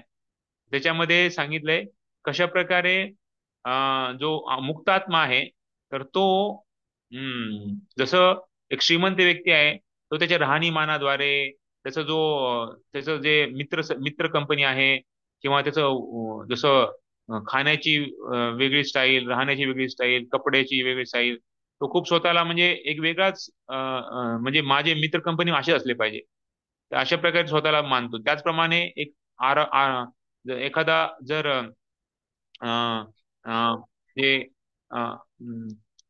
आजारी व्यक्ती असेल, तर तो पण खोकला येतो किंवा त्याच्या लक्षणाद्वारे आपण त्याला जाणू शकतो. तर त्याचप्रमाणे जो आत्मसाक्षात्कार व्यक्ती आहे, त्याची लक्षणं बघून आपण त्याला समजू शकतो की हा आत्मसाक्षात्कार व्यक्ती आहे. तर त्याची लक्षणं काय आहेत, तर तो कसा बोलतो त्याच्याबद्दल पहिले सांगितलं. त्याच्या बोलणं म्हणजे भगवंताचा संबंधी किंवा भगवंताचं डायरेक्ट जे भगवंताबद्दल बोलणार किंवा भगवंताच्या संबंधित प्रत्येक वस्तूला बोलणार, तर अशा प्रकारचं बोलणं असते. इथे पण आपण बघतोय त्यांचं जे नेहमी वाक्य असायचे ते भगवंताच्या गुणगान गाण्यामध्ये ते वापरायचे, त्यांचे शब्द खास करून. नंतर सांगितलंय त्यांचे हात, करो म्हणजे हात नेहमी मंदिर मार्जन. तर बघा, मंदिर मार्जन करायचे. आता आपल्याला बऱ्याच वेळेस वाटतं की अरे मी आता थोडं खूप भक्तीमध्ये मोठा झालोय, 10-15 वर्ष झाले, आता मंदिर मार्जन किंवा अशा साध्या साध्या गोष्टी आहेत, तर त्या करणं म्हणजे एकदम म्हणजे खूप कमी दर्जाची सेवा आहे. पण याची सेवा ही नेहमी परम असते, उच्च असते. सेवेला आपण कधीच ही कमी दर्जा सेवा आहे आणि ती जास्त मोठेपणाची सेवा आहे असं मानलं नाही पाहिजे. प्रत्येक सेवा ही भगवंतासाठी सेवा आहे, या ज्ञानामध्ये आपण राहिलं पाहिजे. नाहीतर मग आपण भक्तीचं मूळ आपण समजलेलं नाहीये. तर आपले आचार्य, महान आचार्य, तर त्यांनी पण दाखवलं की कशा प्रकारे ते श्यामानंद प्रभू ते पण नेहमी झाडून काढत होते वृंदावनमध्ये. आणि तेव्हा राधाराणी आल्या आणि त्यांनी त्यांचं नाव श्यामानंद ठेवलं आणि त्यांना त्यांचा तो तिलक आहे तो पण बदलला, श्यामानंद तिलक झाला. तर फक्त झाडू काढण्यामुळं. तर अशा प्रकारे आपण बघतो की म्हणजे प्रत्येक सेवा ही जर आपण भगवंतासाठी करत असेल तर ती छोटी आणि मोठी सेवा नाहीये. हार बनवणे, जसं माताजी बरेच जवळपास 30-40 माताजी रोज मंदिरामध्ये येतात आणि हार बनवतात, किंवा कुकिंग करणे, भगवंतासाठी भोग बनवणे, किंवा भगवंताची डायरेक्ट आरती करणे, किंवा भगवंताचं जे काही संबंधित सेवा आहे. आपलं घर आहे, मंदिर आहे, त्या मंदिराची सेवा आपण करत आहोत. या भावनेनं जर आपण साफसफाई केलं तर ती भक्ती झाली. ती काय असं सेवा, ती असं नॉर्मल बाकी लोक बाहेर मोलकर लोक येतात आणि ते झाडू पोछा करतात, ते नाही झालं. आपण भगवंतासंबंधी आपण जेव्हा कुठली गोष्ट जोडतो तर ते भक्तिमय होऊन जातं. त्याच्यामुळे आपल्याला हे समजलं पाहिजे, जसं आपण भक्तीमध्ये वाढ होत जाते तसं आपल्या चेतनेमध्ये शुद्धता आणली पाहिजे आणि प्रत्येक गोष्टीला आपण भगवंताशी संबंध प्रस्थापित केला पाहिजे. आमचे मुलं आहेत, किंवा आमचे पती आहेत, किंवा आमचे घरचे लोक आहेत, हे सर्व भगवंताचे आहेत आणि मी पण भगवंताचा आहे. तर अशा प्रकारची जी भावना आहे तर ती खरी भावना आहे. कुंती महाराणी पण प्रार्थना करतात की माझा जो संबंध आहे, भौतिक संबंध मला नको आहे, नात्यातला संबंध नको आहे, मला तुमच्या संबंधित मला सगळ्यांचा संबंध मला घ्यायचा आहे. तर तो खरा संबंध आहे आणि तो शाश्वत संबंध आहे. तर जेव्हा आपण भगवंताला प्रेम करतो, आपण सर्व प्राणी मात्रावर सर्व प्रेम करू. आणि त्यानंतर ते सांगतायत कशा प्रकारे माझे जे कान आहेत, श्रुतीम चकार अच्युत सत कथोदोये, माझे जे कान आहेत ते नेहमी तुमच्याबद्दलचं श्रवण करण्यामध्ये किंवा तुमचे शब्द श्रवण करण्यामध्ये मी वापरले पाहिजेत. तर अशा प्रकारे त्यांनी नेहमी त्यांचे सर्व अवयव भगवंताच्या सेवेमध्ये लावले होते. मुकुंदलिंगालय दर्शने दृशो तद्भृत्य गात्र स्पर्शे अंग संगमम. ते सांगतात की कशा प्रकारे माझे जे डोळे आहेत ते पण तुमचं दर्शन घेण्यामध्ये पूर्ण लागावेत, आणि माझा जो स्पर्श आहे तो भगवंताच्या भक्तांशी स्पर्श व्हावा. जसं आपण भक्त भेटल्यानंतर आलिंगन करतात. तर आणि जे वास घेण्याची जी प्रवृत्ती आहे तर ती तुम्हाला जे काही अर्पण केलेलं आहे तर ते अर्पण केलेलं प्रसाद, जसं तुळशीचं वास घेऊन कोण शुद्ध झालं होतं, तुम्हाला कोणी सांगू शकतं? तुळशीचं वास घेतला त्यांनी आणि ते भगवंताचे भक्त चतुष्कुमार, बरोबर, चतुष्कुमार ब्रह्मवादी होते, पण त्यांनी भगवंताच्या चरण कमलाला अर्पण केलेली तुळशीचा तो स्पर्श केला नाकामध्ये, तर त्यांचं एवढं शुद्ध झाले की ते भक्त बनले. तर अशा प्रकारे सर्व काही भगवंत पादव हरे क्षेत्र पदानुसारपणे सांगतायत की माझे जे पाय आहेत ते तुमच्या मंदिराकडे जाण्यासाठी ते असावेत, आणि शिरो म्हणजे माझे जे डोकं आहे ते भगवंता तुम्हाला दंडवत करण्यामध्ये, तुम्हाला नमन करण्यामध्ये माझं हे डोकं राहावं. काममचे दासे न तू काम काम्या, त्याच्यामध्ये पण सांगितलंय कशा प्रकारे म्हणजे जे माझं इंद्रिय भोग करण्याची इच्छा आहे तर ती इच्छा तुमचा मी दास म्हणून राहावं, आणि माझी इच्छा तुमची इच्छा काय आहे ते पूर्ती करण्यासाठी माझी इच्छा राहावी, म्हणजे तुमची इच्छा ही माझी इच्छा राहावी असं म्हणतायत. आणि अशा प्रकारे जसं भक्त प्रल्हाद महाराज आहेत तर त्यांनी जसं तुमच्यावर आसक्ती निर्माण झाली होती तशी आसक्ती माझी पण राहावी, असं हे प्रार्थना करतायत. अशा प्रकारे आपण भगवंताला आसक्त होण्याची ही पद्धती सांगितलेली आहे, ज्याद्वारे आपण भौतिक इच्छा पूर्ण नष्ट होतील आपल्याला. तर हा खूप मोठा म्हणजे खूप मोठा आपल्या सर्वांना एक आदर्श आहे की कशा प्रकारे आपण आपले सर्व इंद्रिय भगवंताच्या सेवेमध्ये लावू शकतो. तर त्यासाठी प्रभुपाद इथे लिहितात, पूर्ववर्ती आचार्य त्यांचे जीवन आपल्याला बघितलं पाहिजे. तर एकदा मी असं पण सांगितलं सर्वांना की कशा प्रकारे आपल्या आचार्याचे जेव्हा तिरुभाव किंवा आविर्भाव असतात त्या दिवशी आपल्याला एक खूप महत्व आपण वेळ काढलाच पाहिजे आणि त्यांच्या जीवनाबद्दल, त्यांच्या आचरणाबद्दल, त्यांच्या व्यक्तिमत्वाबद्दल आपण स्मरण केलं पाहिजे. कारण पूर्ववर्ती आचार्यांनी खूप कष्ट सहन करून भक्तीचा प्रचार केला. त्याचबरोबर स्वतःच्या जीवनामध्ये त्यांनी भक्तीचा अंगीकार केला आणि आचार प्रचार दोन्ही पण त्यांनी केलेले, त्यामुळे त्यांचे आचार्य आहेत. बघा वैष्णव वैष्णव तिथीमध्ये त्यांचं नाव येते, म्हणजे त्यांनी खूप मोठं या वैष्णव संप्रदायासाठी त्यांनी महान कार्य केलेलं आहे.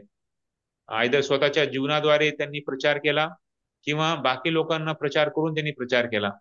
पण जे काय आहे, पण त्यांना म्हणजे त्यांना एवढं महान स्थान, उच्च स्थान दिलेलं आहे, त्याद्वारेच त्यांचं नाव इथे आपल्या तिथी वैष्णव तिथीमध्ये आलेलं आहे कॅलेंडरमध्ये. आपण त्यांच्या त्या दिवशी आपण त्यांना स्मरण केलं पाहिजे. त्यांच्या खास करून त्यांच्या जीवनामध्ये त्यांनी कसं काय केलं आणि कसं त्यांनी भगवंताला नेहमी केंद्रबिंदू ठेवलं, भगवंताशी आसक्त कसे राहिले, याबद्दलच आपण स्मरण केलं पाहिजे, खास करून श्रवण केलं पाहिजे आणि त्यांना प्रार्थना करू शकतो त्या दिवशी. कारण त्या दिवशी ते खूप कृपाळू असतात.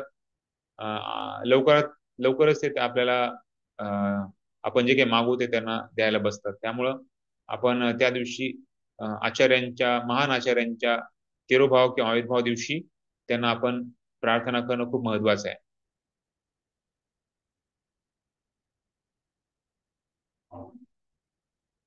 तर हा श्लोक सांगितल्याप्रमाणे 9व्या अध्यायामधला 4व्या श्लोकामधला 9वा स्कंद 4था अध्याय 18 ते 20 श्लोक. तर बघा, भौतिक दृष्ट्या बघितलं, दुर्वास मुनी हा एक साधू योगी होता, साधू होता. त्यांनी सगळं त्याग केला होता आणि एवढ्या म्हणजे त्यांच्यामध्ये एवढे त्यांनी म्हणजे तपस्या करून एवढे मोठे सिद्धीची प्राप्ती केली होती. पण अंबरीश महाराजांकडे बघितलं तर ते तर राजा होते, ते तर भौतिक जगामध्ये राहत होते आणि त्यांच्याकडे सगळ्या भौतिक गोष्टी होत्या. पण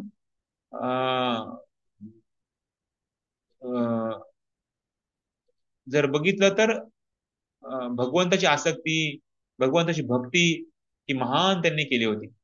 त्यामुळं भौतिकदृष्ट्या हे एकदम त्यागी व्यक्ती होता, सिद्धी प्राप्ती केलेला व्यक्ती होता, खास करून दुर्वास मुनी होते. पण त्यांच्यामध्ये भक्ती नव्हती.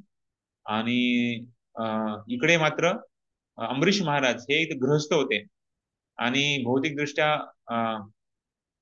संन्यासी आणि गृहस्थामध्ये संन्यासी उत्तम मानला जातो. पण जर आध्यात्मिकदृष्ट्या बघितलं तर चैतन्य महाप्रभू सांगितलं की वर्णाश्रम जे आहे तर हे भक्तीसाठी आपण ग्राह्य धरलं जात नाही. चैतन्य महाप्रभू साक्षात सार्वभौम भट्टाचार्यांना विचारलं की मी काय करायला पाहिजे, म्हणजे त्यांच्याकडून त्यांनी कधी कधी त्यांना विचारून सल्ला घ्यायचे. तर आणि त्यांच्या आशीर्वादानंच त्यांनी मग पुढे दक्षिण भारताची यात्रा पण केली. ते म्हणजे जोपर्यंत तुम्ही मला आज्ञा देत नाही जावा म्हणून, तोपर्यंत मी जाणार नाही. आणि अशा प्रकारे तर भौतिकदृष्ट्या बघितलं तर ते तर गृहस्थ होते, पण चैतन्य महाप्रभू हे संन्यासी होते. पण त्यांनी असा हे केला. तर त्यामुळं प्रभुपाद नेहमी सांगतात वर्ण आणि आश्रम हे भौतिक आहे. आपल्या भक्तीसाठी खास करून कुठलाही वर्ण असू द्या, कुठले आश्रम असू द्या, आपण शुद्ध भक्ती करू शकतो आणि शुद्ध भक्तीची आपण जी पराकाष्ठा ती प्राप्त करू शकतो. अशा प्रकारे भक्ती ही खूप महान आहे. बाकी लोकांना बघितलं तर बाकी गोष्टीमध्ये खूप त्याग करावा लागतो आणि त्याचं फळ मिळायला खूप वेळ लागतो. पण भक्तीमध्ये जसं आपण बघितलं, फळावाली बाई पण ती पण भक्ती करू शकते. लहानातला लहान मुलगा पण भक्ती करू शकतो. आणि एवढंच नाही तर शिक्षित अशिक्षित आंधळा पांगळा कुणी पण भक्ती करू शकतो. असं भक्तीचं हे मोठेपण आहे. तर अशा प्रकारे आपण बघितलं खास करून 9विधा भक्ती त्याच्याबद्दल आपण बघत आहोत. तर इथे सगळे जे 9विधा भक्तीमध्ये कोणी कोणी त्याच्यामध्ये प्रवीणता घेतली आणि त्या अंगामध्ये त्यांनी श्रेष्ठत्व प्राप्त केलं, त्यांचं उदाहरण पण इथे दिलेलं आहे. आणि तर सर्वप्रथम बघितलं आपण कशा प्रकारे श्रवण मध्ये परीक्षित महाराज. तर परीक्षित महाराजांनी कसं 7 दिवस श्रवण केलं, आणि ते श्रवण करताना म्हणजे बघितलं तर ऍक्च्युली त्यांना खूप पश्चाताप झाला होता की मी असं कसं काय केलं श्रमिक ऋषीच्या संबंधात. पण त्यांनी मग नंतर जेव्हा त्यांना कळलं 7 दिवसच मृत्यू आहे, त्यांनी पूर्ण सगळं त्याग करून श्रवणाला बसले होते. तर हे खूप महत्वाचं आहे. श्रवण करताना आपण स्वतःला कमी लेखलं पाहिजे, आणि तेव्हाच आपण श्रवण करू शकतो. श्रवणामध्ये जर आपली जर मनोभावना असेल की अरे मला सगळं माहिती आहे, हे नवीन काय सांगतायत, हे तर मी सगळं वाचलंय, हे स्वतः मी बोलतो दुसऱ्यांना सांगताना, अशी जर भावना असेल तर मग आपण श्रवण करू शकत नाही. तद्विधी प्रणिपातेन परिप्रश्नेन सेवया उपदेक्षन्ति ते ज्ञानम ज्ञानिना तत्वदर्शिना.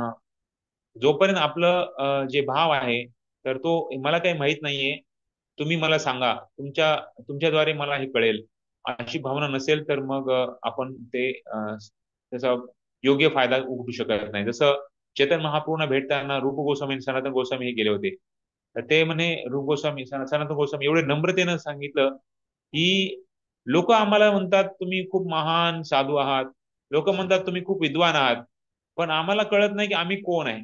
त्यामुळे कृपया करून तुम्ही आम्हाला सांगा की आम्ही कोण आहोत, आमचा जीवनाचा उद्देश काय आहे, आणि आम्हाला काय करायला पाहिजे.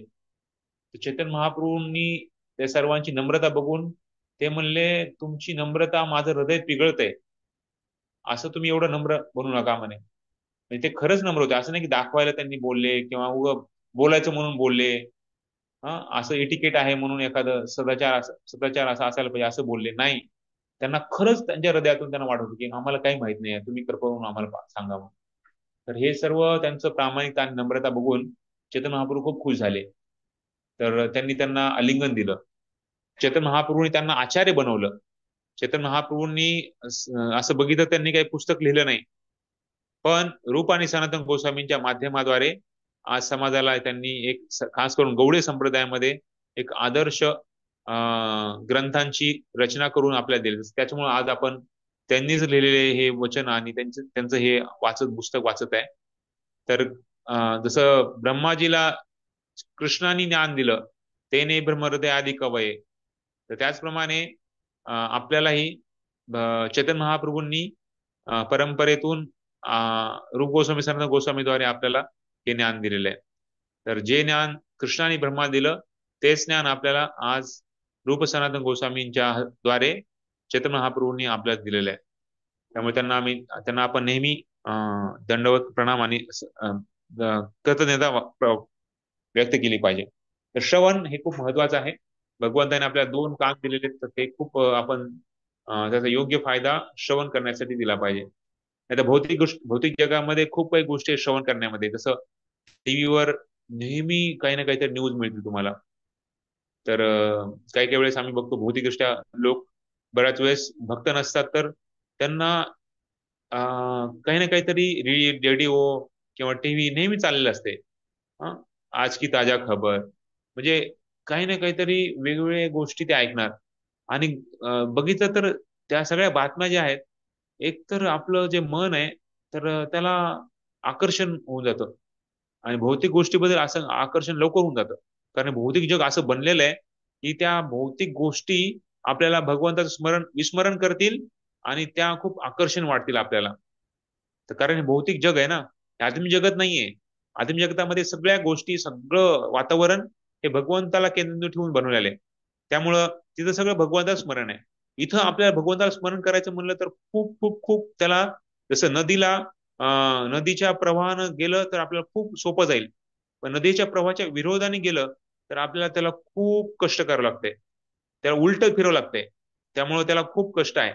त्याचप्रमाणे भौतिक जगामध्ये बाय डिफॉल्ट म्हणजे ते बनवलेली सिस्टीमच आहे की प्रत्येक जण भगवंताला विसरणार, भौतिक शक्तीच्या प्रभावाद्वारे आपल्याला भक्ती करणं मध्ये खूप परीक्षा घेणार. तर हे असणारच आहे. त्याच्यामुळे आपण त्याला दोष देऊ शकत नाही. आपण आपल्याला दोष दिला पाहिजे की मी किती अपराधी आहे की मला भौतिक जगामध्ये यावं लागलं, मी भगवंताला सोडलं, भगवंताच्या सानिध्यामध्ये आम्ही होतो, पण आम्ही भगवंताला त्याग करून इथे आम्ही आलेलो आहे. असं नेहमी आपण स्मरण केलं पाहिजे. आणि याद्वारेच आपलं हृदय पिघळतं, याद्वारेच आपल्यामध्ये भावना शुद्ध होतील. तर हे आचार्य सांगतात. आचार्य नेहमी सांगतात की एकादशी ते एकादशी, जेव्हा आपण 15 दिवस झाल्यानंतर आपण एक आढावा घेतला पाहिजे की कसं मी 15 दिवस माझी भक्ती कशी झाली आहे, माझा जप कसा चाललेला आहे, माझं श्रवण कसं झालेलं आहे, जे गुरूंनी सांगितलेले वचन, गुरूंनी सांगितलेले एवढे मोठे प्रवचन आहेत, ते मी किती श्रवण केले आतापर्यंत. प्रभुपादांनी एवढे मोठे प्रवचन दिलेत, किती मी त्याचं श्रवण केलेलं आहे. तर असा आपण विचार केला पाहिजे. आणि असं जर बघितलं तर आपला वेळ अजिबात नाहीये. लोक म्हणतात टाइम जात नाही माझा, टाइमपास करायला काही मिळत नाहीये. अरे आपल्या भक्तांना तर 24 घंटे पण कमी पडतात, एवढं मोठं आपल्याला करायला आहे. आपल्याला एवढे मोठे प्रवचन ऐकण्यासाठी आहे, श्रवण करण्यासाठी. नंतर कीर्तनामध्ये शुकदेव गोस्वामी कशा प्रकारे त्यांनी भगवंताचं कीर्तन एवढं गायलंय, भगवंताच्या लीला, भगवंताचं रूप, भगवंताचं नाम आणि गुण, कशा प्रकारे भगवंताचे गुण. तर त्यांनी एवढं कीर्तन केलं, त्यामुळे कीर्तनामध्ये आचार्य धावून गेले. तर आपल्या पण एकतर आपण श्रवण करू शकतो भगवंताच्या लीला किंवा भगवंताबद्दलचं काही, किंवा भक्तांबद्दल. भगवंत आणि भक्त, कारण भक्तांचा उद्देश भगवंतांना प्रसन्न करणे आहे, त्यामुळे भक्त आणि भगवंत हे ह्यांना आपण वेगळं करू शकत नाही. तर गुणगान गाणे, कीर्तन करणे म्हणजे गुणगान गाणे आहे. आपण भगवंताचं किंवा भक्तांचं गुणगान गाणं, त्याच्यामध्ये आपण तत्पर असलं पाहिजे. तर आपल्या बऱ्याच वेळेस लोक म्हणतात सायलेन्स म्हणजे शांतता. पण खरी शांतता म्हणजे काय, तर प्रभुपाद लिहितात, खरी शांतता म्हणजे आपण आपले शब्द भगवंताच्या संबंधित वापरणे, भगवंताच्या गुणगान गाणे. तर त्यासाठी जर आपण बोलत असेल तर ते बोलणं शांतताच आहे. ते असं काही शांतपेक्षा वेगळं नाहीये, अशांत नाहीये. तर ते बोलणं आपलं सायलेन्सच आहे. तर त्यामुळे चांटिंग म्हणजे भगवंताच्या कीर्तन करणे. कीर्तनामध्ये शुकदेव गोस्वामींनी पूर्ण पराकाष्ठा दिले. कशा प्रकारे त्यांनी स्वतः दाखवलं की कसं आपण भगवंताचं गुणगान गायला आपण कमी नाही पडलं पाहिजे. खास करून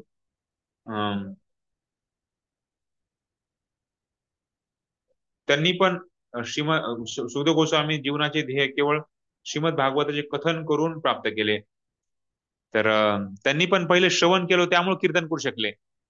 त्यांनी पण व्यासदेवाकडून त्यांनी श्रवण केलं होतं, त्यामुळे ते कीर्तन करू शकले. जे आपण ऐकणार तेच बोलणार, जे नाही ऐकलं ते नाही बोलणार. तसं मी सांगितलं, व्हॉट्सअपमध्ये आपण एवढ्या मोठ्या बातम्या ऐकतो, वाचतो, आणि मग तेच आपल्याला कधी कधी बाहेर येतं. पण जर आपण भक्तीतले प्रभुपादांचे ग्रंथ वाचले नाही, गुरूंची वाणी ऐकली नाही, प्रभुपादांची वाणी ऐकली नाही, तर मग आपलं पण शब्द जे आहेत येणार आहे ते बाहेर, ते मग जे ऐकलं तेच येईल. त्यासाठी सांगितलंय GIGO, good in good out, आणि गार्बेज इन गार्बेज आउट. म्हणजे जे चांगलं आहे ते आतमध्ये घेतलं तर ते चांगलं बाहेर येणार आहे, आणि जर आपण अशुद्ध गोष्टी आतमध्ये घेतल्या तर बाहेर येणार अशुद्धच येणार आहे. तर आपण जेवढं आचार्यांच्या वाणी श्रवण करत राहू तेवढं आपल्याला ते फायदेच राहणार आहे. नंतर रिमेंबरिंग म्हणजे स्मरण. कशा प्रकारे प्रल्हाद महाराजांनी कसं भगवंताचं स्मरण केलं, एवढ्या दुःखामध्ये, एवढ्या संकटामध्ये, पर्वतावरून खाली फेकून देणं, आपल्याला सगळं माहिती आहे गोष्ट. तर त्यामुळे एवढ्या सगळ्या संकटामध्ये पण त्यांनी भगवंताचं स्मरण तोडलं नाही. आपल्याला बऱ्याच वेळेस थोडं काही दुखायला लागलं की लगेच आपण पूर्ण कधी कधी 16 माळा करायला एवढं म्हणजे बळजब, म्हणजे खूप ह्याच्यावर येतं, जीवावर येतं. पण गुरुला वचन दिलं त्यामुळे आपण करतो कसं ना कसं तरी. पण भगवंता स्मरण करणं तर ही खूप लांबची गोष्ट आहे. जेव्हा आपलं आजारी आहोत खास करून, तर आपलं तेव्हा राधानाथ महाराजांना एकदा प्रश्न विचारला होता, महाराज भक्तांच्या जीवनामध्ये दुःख काय येतं, खास करून भगवंत जीवनामध्ये आजार काय येतात. तर महाराज म्हणे, आजार येतात जेणेकरून आपल्याला कळेल की मृत्यू कशी परीक्षा आहे, मृत्यूच्या समयी काय होईल माझं. जर आजारी असताना जर माझं स्मरण होत नाहीये, आजारी असताना जर माझं श्रवण कीर्तन पण करण्यामध्ये मला खूप मला परिश्रम करावं लागतंय, तर मृत्यू जी शेवटची फायनल परीक्षा आहे आपली, जी मृत्यू जी आपल्या प्रत्येकाला जिंकायचं आहे, तर तेव्हा आपल्याला कसं होणार आहे. त्याच्यामुळं आता आपण आपल्याला भगवंत दाखवून देत आहेत, अरे बाबा तुम्ही आणखी कुठंच नाही पोहोचलो. जसं घटक चाचण्या असतात, 6 महिने असतात, वार्षिक परीक्षा अगोदर आपल्याला टाइम टू टाइम परीक्षा असतात, जेणेकरून वार्षिक परीक्षेच्या अगोदर आपल्याला कळेल की आपण कुठपर्यंत अभ्यास करत आहोत, आपला अभ्यास कशा प्रकारचा आहे आणि तो आपण कसा केला पाहिजे, हे दाखवून देण्यासाठी या मधल्या घटक चाचण्या आहेत किंवा वार्षिक परीक्षा अगोदरच्या परीक्षा आहेत, जेणेकरून आपल्या वार्षिक परीक्षेमध्ये आपल्याला चांगले मार्क आणि चांगलं आपण तयारी होईल. त्याचप्रमाणे या ज्या दुखणं, आपल्या जीवनामध्ये काही संकट येणं, तर ह्या आपल्याला आपल्या कर्माचीच फळं आहेत ऍक्च्युअली. आणि जसं कर्माची फळं येतात तेव्हा आपण दुसऱ्याला दोष नाही दिला पाहिजे, ते आपण स्वीकारलं पाहिजे आणि ते पुढे चाललं पाहिजे. जर आपण जेव्हा कोणी काय आपल्याला बोललं, कोणी काय आपल्याला रागवलं, आपण त्याला उद्धटपणाने दुसऱ्याला रागवायलो आणि त्याला मारायला लागलो, तर मग त्याची फळं आपल्याला जी मागच्या कोणाला तरी आपण बोललो होतो त्यामुळे आपल्याला ते आता मिळालंय, मग आपण जर पुन्हा त्याला प्रत्युत्तर दिलं तर पुन्हा आपल्याला कुणाकडून तरी आणखी आपल्याला प्रत्युत्तर मिळणार आहे. त्याच्यामुळे आपण हळूहळू जे आपले कर्माचे फळ आहेत ते आपण कमी करत राहायला पाहिजे आणि आता इथून पुढं पुन्हा हे वाढवायला नको आहे. तर हे आपण समजलं पाहिजे. तर स्मरण करणे, प्रल्हाद महाराजांनी कधी पण प्रत्युत्तर दिलं नाहीये एवढ्या मोठ्या संकटामध्ये पण. स्वतः वडिलांना नेहमी त्यांनी श्रेष्ठ मानलं, त्यांना कधी दोष दिला नाही, त्यांना नेहमी असुर श्रेष्ठ म्हणायचे, हे असुर श्रेष्ठ हिरण्यकशिपू. आणि एवढंच नाही तर मृत्यू झाल्यानंतर पण त्यांनी त्यांना मुक्ती मिळावी याच्यासाठी प्रार्थना केली भगवंतांना. तर कुणी जर आपल्याला मारलं किंवा मारायचा प्रयत्न केला, एवढ्या मोठ्या संकटामध्ये कोणी टाकलं आहे, तर त्याला आपण किती म्हणजे त्याला किती काहीतरी त्याच्या जीवनामध्ये घडावं अशी प्रार्थना करतो किंवा विचार करतो. पण इथं मात्र तसं नाहीये. इथं मात्र प्रल्हाद महाराज नेहमी त्यांना चांगलंच बघितलं. त्याचमुळे त्यांनी म्हणले, जेव्हा त्यांनी सांगितलं तुम्ही काय शिकला, तू काय शिकला आपल्या शाळेमध्ये, सांग बरं बाळ प्रल्हाद तू काय शिकला, तर तेव्हा त्यांनी सांगितलं की आपण विष्णूची भक्ती केली पाहिजे, तुम्ही जंगलात जाऊन आपण वानप्रस्थ झालं पाहिजे आणि भगवंताची सेवा केली पाहिजे. तर एवढं ऐकल्यानंतर मात्र तो खूप चिडला. नंतर मग त्यांनी तर इथं ते बोलू शकले असते, मी शिकलो कशा प्रकारे राजकारण केलं पाहिजे, कशा प्रकारे आपण या बाकी सगळ्या भौतिक जगामध्ये कसं आपण द्वंद्व किंवा मित्र कोण आहे, शत्रू कोण आहे ह्याच्याबद्दल कसं आपण समजलं पाहिजे, अशा प्रकारचं ज्ञान शिकलो षंड आणि अमरकद्वारे. पण त्यांनी तसं नाही केलं. त्यांनी म्हणले गुरुकडून तू काय शिकला, तर गुरु म्हणले कोण, तर नारद मुनी. लगेच तर नारद मुनींचे स्मरण झालं. त्यांनी सांगितलं नाही की मला नारद मुनी स्मरण झालं किंवा मी नारद मुनीकडून शिकलो. त्यांनी एवढं सांगितलं की मला अशा प्रकारे मी असं शिकलो. पण ऍक्च्युअली खरं बघितलं तर हिरण्यकशिपूला वाटत होतं की मी षंड आणि अंबरकनी ज्यांनी शिकवले ते काय शिकला ते सांगत होता. पण प्रल्हाद महाराज जेव्हा गुरु म्हणले की त्यांना गुरु म्हणजे कोण, फक्त एकच नारद मुनी, बाकी षंड आणि अंबरक वगैरे दुसरे गुरु आहेत असं त्यांनी कधी विचार पण केला नाही अशा प्रकारे. तर त्यामुळे त्यांना स्मरणामध्ये आचार्य प्रल्हाद महाराज. प्रार्थनामध्ये अक्रूरच्या प्रार्थना तुम्ही बघाल वृंदावनमध्ये जेव्हा ते प्रवेश करतायत तर त्यांच्या प्रार्थना किती महान प्रार्थना आहेत.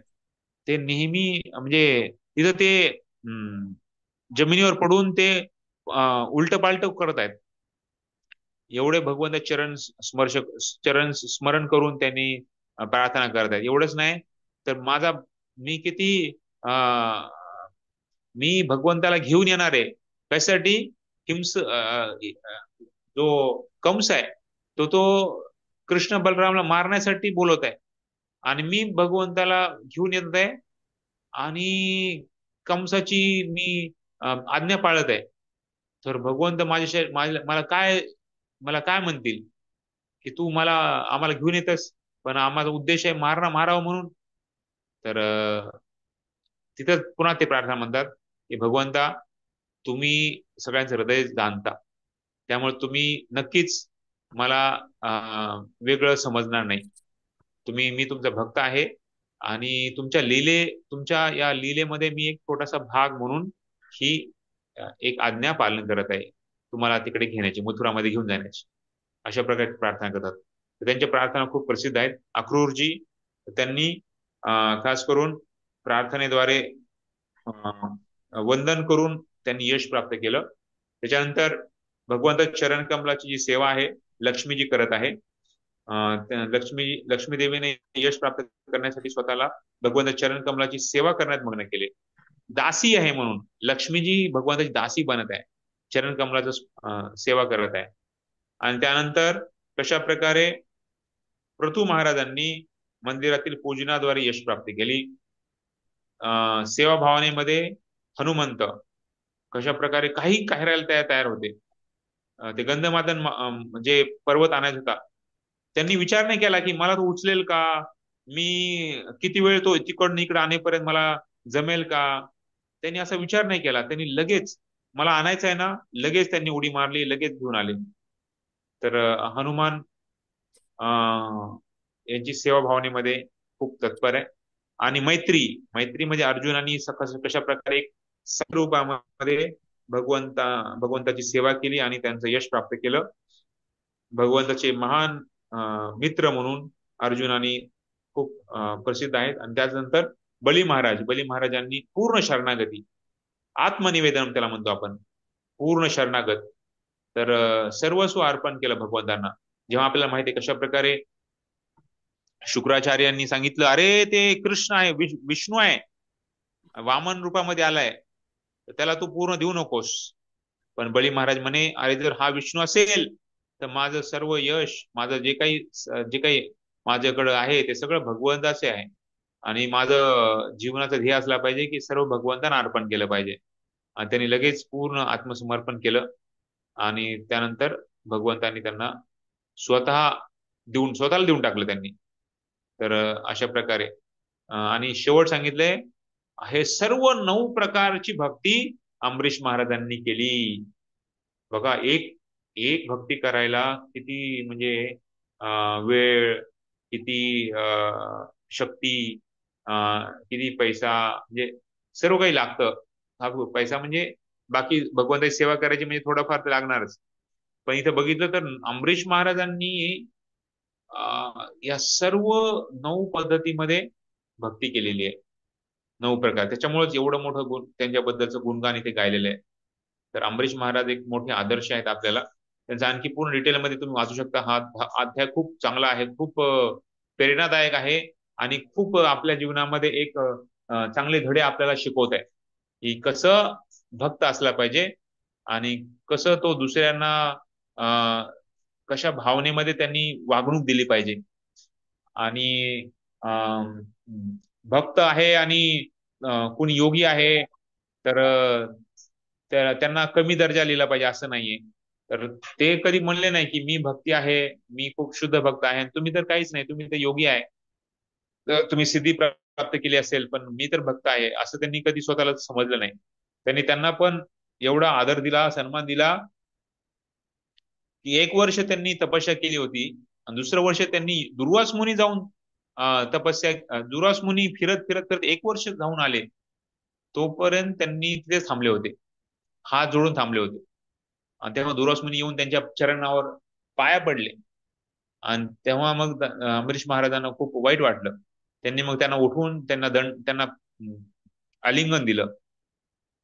तर अशा प्रकारे हे दुर्वास मुनी आणि अमरीश महाराज. नंतर दुर्वास मुनी गुणगान गातात भक्तीचं, कशा प्रकारे भक्ती ही महान आहे आणि कशी ती भक्ती केली पाहिजे. आणि बाकी जे काही पद्धती आहेत त्या पद्धती कशा म्हणजे त्या ठीक आहेत, पण त्या पूर्णपणे नाहीयेत. दुर्वास मुनींना म्हणजे भगवंतांनी सांगितलं की कशा प्रकारे तुम्ही काहीतरी तुम्ही थोडस भक्तीचं वर्णन करा म्हणलं.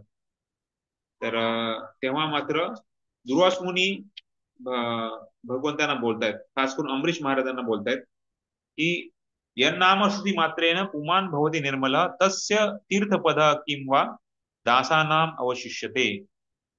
तर भगवंताच्या सेवकांना काहीच अशक्य नाहीये.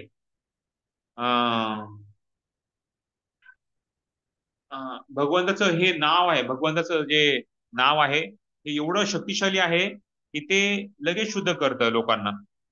त्यासाठी दुर्वास मुनी हे भगवंताच्या नावाबद्दल, भगवंताचं नाव किती शक्तिशाली आहे त्याच्याबद्दल सांगतात. भगवंताचे जे सेवक आहेत, भगवंताचे भक्त, ते नावामुळं पण भगवंतांना जिंकू शकतात, असं दुर्वास मुनी अंबरीश महाराजांना बोलतायत. आणि भगवंतांनी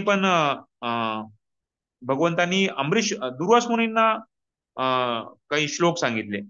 ते श्लोक खूप चांगले आहेत, तर ते बोलून इथे आपण 9.4.63 पासून 9.4.63 याच सेक्शन मध्ये हा खूप चांगला हे आहे.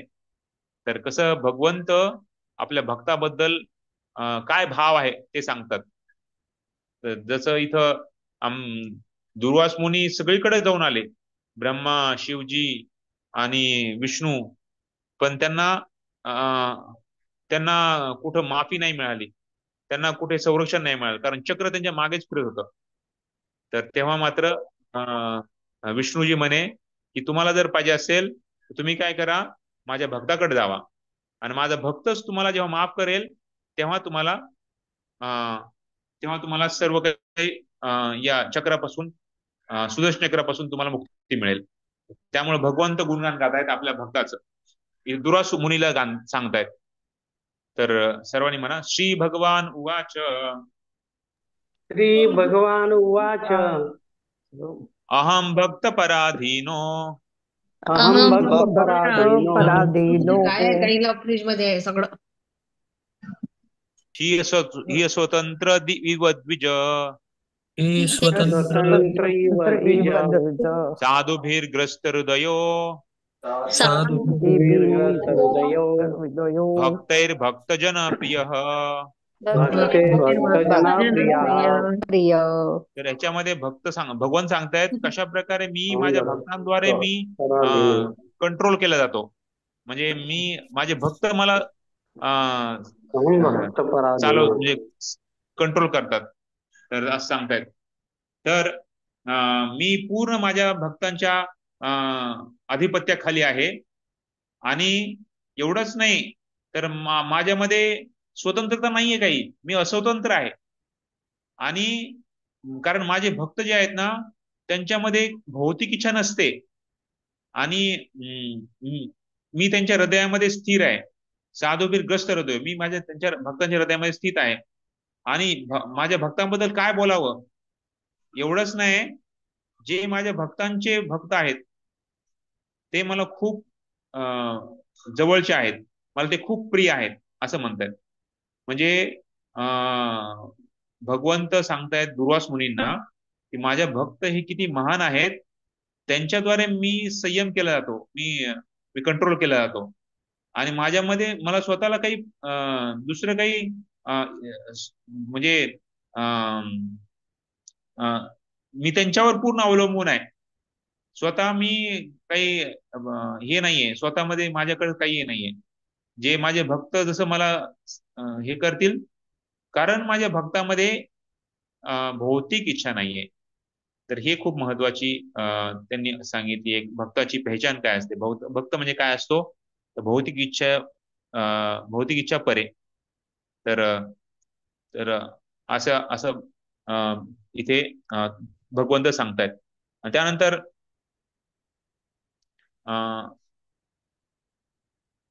त्याच्यानंतर पुन्हा ते सांगतात, हे ब्राह्मण श्रेष्ठ, जे साधू लोक असतात त्यांच्या गती मीच असतो. आणि मला माझं जे खास करून ऐश्वर्य आहे, तर आणि माझं म्हणजे आनंद आहे, खास करून दिव्य आनंद, त्याच्यामध्ये मला इच्छा नाही की मला ते प्राप्ती व्हावी म्हणून. आणि नंतर सांगतायत की कशा प्रकारे माझे शुद्ध भक्त आहेत, तर ते स्वतः त्यांचं घर, त्यांची पत्नी, त्यांचे मुलं, त्यांचे नातेवाईक, त्यांचे ऐश्वर्य, त्यांचं स्वतःच जीवन एवढं साधं ठेवतात मला सेवा करण्यासाठी, आणि त्यांना भौतिक प्रगती व्हावी त्या जीवनामध्ये किंवा या जीवनामध्ये किंवा पुढच्या जीवनामध्ये, तर त्यांना ह्याच्याबद्दल काही लेनदेन नाहीये. कशामुळं मग मी अशा भक्तांना सोडून देऊ शकतो कधी पण, असं ते दुर्वास मुनींना विचारतायत. म्हणजे जसं अमरीश महाराजांनी सर्व काही त्याग करून माझी भक्ती करत आहेत, त्यांना मी कसं काय सोडून देऊ शकतो. जसं एखादी जी जी म्हणजे सती आहे किंवा सती पत्नी आहे, म्हणजे चेष्ट चेष्ट म्हणजे पतिव्रता. पतिव्रता जी स्त्री आहे, तर ती आपल्या पतीला संयम करू शकते त्यांच्या सेवेद्वारे. तर त्याचप्रमाणे शुद्ध भक्त जे ज्यांनी पूर्ण मला आसक्त आहेत आणि ते सर्वांना समभावनाने बघतात, तर अशा भक्तांना भक्तांच्या अधिपत्याखाली मी येतो. म्हणजे जसं पतिव्रता स्त्री आपल्या पतीला ती त्यांच्या सेवाद्वारे त्यांच्या गुणाद्वारे ती संयम करते, त्याचप्रमाणे माझे भक्त जे पूर्ण सगळ्यांना समभाव आहे आणि त्यांनी माझी पूर्ण आसक्ती त्यांच्या हृदयामध्ये मला पकडलेलं आहे, तर त्या भक्ताच्या अधिपत्याखाली मी असतो. मला स्वतःला स्वतंत्र नाहीये, मी माझ्या भक्तांच्या अधिपत्याखाली आहे. आणि त्याच्यानंतर ते सांगतात कशा प्रकारे भगवंत बोलतात हे सगळं आपल्या भक्ताबद्दल, खास करून अमरीश महाराजाबद्दल सांगतात. आणि त्यावरून आपल्याला संदेश मिळत आहे की आपण कसं भक्त बनलं पाहिजे, खास करून अमरीश महाराजांसारखं.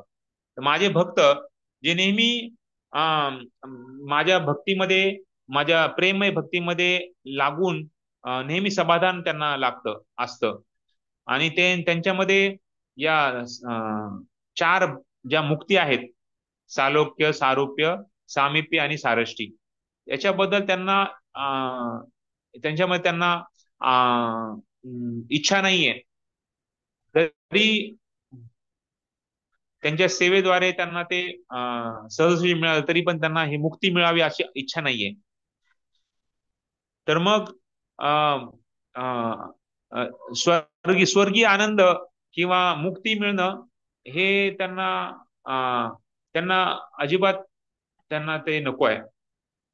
आणि हा खूप महत्वाचा श्लोक आहे, सर्वांनी म्हणा. साधवो हृदयं मह्यम, साधो साधूनां हृदयं त्वहं, साधूनां हृदयं त्वहं, मदन्यत्तेन जानन्ति, जानन्ति, नाहं तेभ्यो मनागपि. नाहं तेभ्यो मनागपि. तर भगवंत आणि भगवंताचे भक्त एकमेकाच्या हृदयामध्ये कसे असतात, त्याबद्दलचं हे वर्णन हा श्लोक आहे. भगवंत बोलतायत दुर्वास मुनींना, शुद्ध भक्त हे नेहमी माझ्या हृदयामध्ये असतात आणि मी नेहमी त्यांच्या हृदयामध्ये, शुद्ध भक्तांच्या हृदयामध्ये असतो. माझे भक्त जे आहेत त्यांना माझ्याशिवाय दुसरं काहीच माहित नाहीये आणि मला पण त्यांच्याशिवाय दुसरं काही माहित नाहीये. एवढं गुणगान गातायत की ते माझ्या हृदयामध्ये आणि मला मदन्य ते न जानती, त्यांना काही माहित नाहीये माझ्याशिवाय. आणि नाहम ते मनागापी, मला पण त्यांच्याशिवाय दुसरं काही माहित नाहीये. अशा प्रकारे खूप महत्वाचा हा जो भाग आहे, त्याच्यामध्ये दुर्वास मुनी कशा प्रकारे त्यांनी जेव्हा त्यांच्यावर अपराध झाला आणि तेव्हा त्यांनी अमरीश महाराजांचं खूप गुणगान गायलं. स्वतः भगवंत त्यांच्या भक्तांचं गुणगान गात आहेत. तर आता भगवंत आता संपवत आहेत त्यांचं बोलणं. ते म्हणतात, अरे ब्राह्मणा, आता मला तुम्हाला एक आदेश किंवा तुम्हाला मला एक तुम्हाला सल्ला द्यायचा आहे. तुमच्या संरक्षणासाठी मी एक सल्ला देत आहे. काय म्हणतायत, ऐक बर का. काय म्हणतायत, तू अमरीश महाराजांना अपराध केला तर कारण तू त्यांच्यावर द्वेष केला आहेस, त्याच्यामुळं तुम्ही लगेच त्यांच्याकडे जावा. एक क्षण पण तुम्ही वायाला नका घालू, लगेच जावा. कोणत्याही व्यक्तीची शक्ती म्हणजे तथाकथित शक्ती जी आहे जेव्हा ती शक्ती जर भगवंताच्या भक्तांच्या विरुद्ध जर ती वापरली तर ती शक्ती त्यालाच त्याच्यावरच हल्ला करणार. त्याच्यामुळं ज्या व्यक्तीला त्यांनी मारायचा किंवा टार्गेट बनवलं होतं तर त्या व्यक्तीला नाही तर ते स्वतःलाच त्याचं ते भोगावं लागणार आहे. जसं त्यांनी राक्षस उत्पन्न केला होता अंबरीश महाराजांना मारण्यासाठी, पण त्या राक्षसाला मारण्यासाठी भगवंताने चक्र पाठवलं आणि ते चक्र राक्षसाला काटलं आणि ते चक्र मात्र लगेच दुर्वास मुनीच्या मागे लागलं. दुर्वास मुनी मात्र मग लगेच तिन्ही लोकांमध्ये फिरले. शेवटी मग भगवंताकडे गेले आणि भगवंत विष्णू मग त्यांना हे सर्व सांगत आहे. अशा प्रकारे जरी ब्राह्मण हा तपस्या आणि ज्ञान हे खूप चांगलं आहे तर हे घेतलं पाहिजे, पण जर हे ज्ञान आणि तपस्या जर एखाद्या चांगल्या व्यक्तीने जर ते स्वीकारलं नाही तर ते त्याच्यासाठी खूप घातक ठरू शकतं. त्याच्यामुळं जसं जे सोनं जे हिरा आहे, हिरा खूप किमतीचा आहे, किमतीवान आहे, पण तोच हिरा जर एका सापाच्या फण्यावर असला तर तो खूप घातक आहे. त्याचप्रमाणे जेव्हा भौतिकवादी व्यक्ती आहे, जो अभक्त आहे, तर त्याच्याकडे खूप ज्ञान आहे किंवा खूप तपस्या करण्याची शक्ती आहे, तर ते पण त्याला जे यश मिळतं तर ते यश समाजासाठी ते खूप घातक ठरू शकतं. त्याच्यामुळं आपण बघतो कशा प्रकारे खूप बुद्धिमान वैज्ञानिक लोक त्यांनी जसं वेगवेगळे शास्त्रास्त्र बनवलं, पण ते समाजासाठी खूप घातक आहे. जसं हिटलरचं उदाहरण दिलं जातं. तशा प्रकारे हिटलर महान म्हणजे खूप बुद्धिमान व्यक्ती होता, पण त्या बुद्धीचा वापर त्यांनी लाखो जीव लोकांच्या हत्या केली गॅस चेंबर मध्ये आणि शेवटी त्यांनी स्वतःचा आत्महत्या पण केली. तर तर त्यामुळं हे ज्ञान आणि बाकी तपस्या हे खूप चांगलं आहे, पण ते योग्य व्यक्तीनंच घेतलं पाहिजे. त्याच्यामुळं ब्राह्मण श्रेष्ठ दुर्वास मुनी लगेच जावा, अमरीश महाराजांकडे जावा, जो अमरीश महाराज नभागाचा मुलगा आहे आणि मी तुमच्याबद्दल मी खूप चांगलं इच्छा करतो, तुमचं चांगलं व्हावं इच्छा करतो, आणि तुम्ही जर अमरीश महाराजांना प्रसन्न केलं तर तुमच्या जीवनामध्ये शांती निर्माण होईल. अशा प्रकारे भगवंतांनी त्यांना सांगितलं आणि त्यांना म्हणे तुम्ही जावा. अशा प्रकारे हे अमरीश महाराज आहेत. त्याच्यामुळेच एवढं मोठं गुणगान आणि एवढं मोठं रूप गोस्वामीनं त्यांच्या जीवनाचं त्यांच्याबद्दलचं एवढं मोठं वर्णन इथे आपल्याला इथे केलेलं आहे. त्याच्यामुळे आज आपण एवढा वेळ त्यांच्या जीवनाच्या काही स्मरणाबद्दल घातला. उद्देश एकच होता की अशा प्रकारे हे महान आचार्य जे झालेले आहेत, एक विधिपूर्व म्हणजे एक आपले जे आचार्य आहेत त्यांच्या जीवन आपल्याला खूप प्रेरणा देतं भक्तीमध्ये, आणि ते आपल्याला भक्तीमध्ये खूप वाढ होण्यासाठी मदत करतात.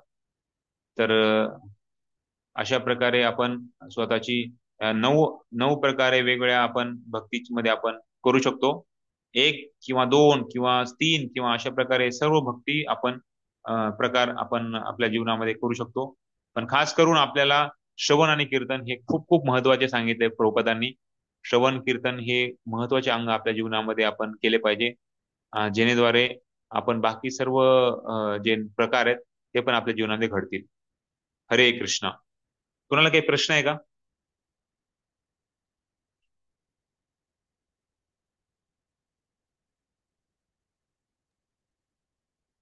हरे कृष्ण. दंडवत. हरे कृष्ण. प्रभूजी, पादसेवनमचं लक्ष्मी देवींचं एक उदाहरण आहे आणि अजून काही आहे का प्रभूजी? पादसेवनम मध्ये लक्ष्मी देवी आहे आणि आणखी उदाहरण हे प्रमुख आहेत. बाकी बरेच भक्त आहेत ज्यांनी भगवंताचे चरण, कुणाला माहिती आहे का? काय म्हणताय? हा, तर उद्या सांगेल मी आणखी उदाहरण काही सापडलं तर. आता सध्या मला एवढंच आठवत आहे. ठीक आहे, आणखी कोणी? हरे कृष्ण.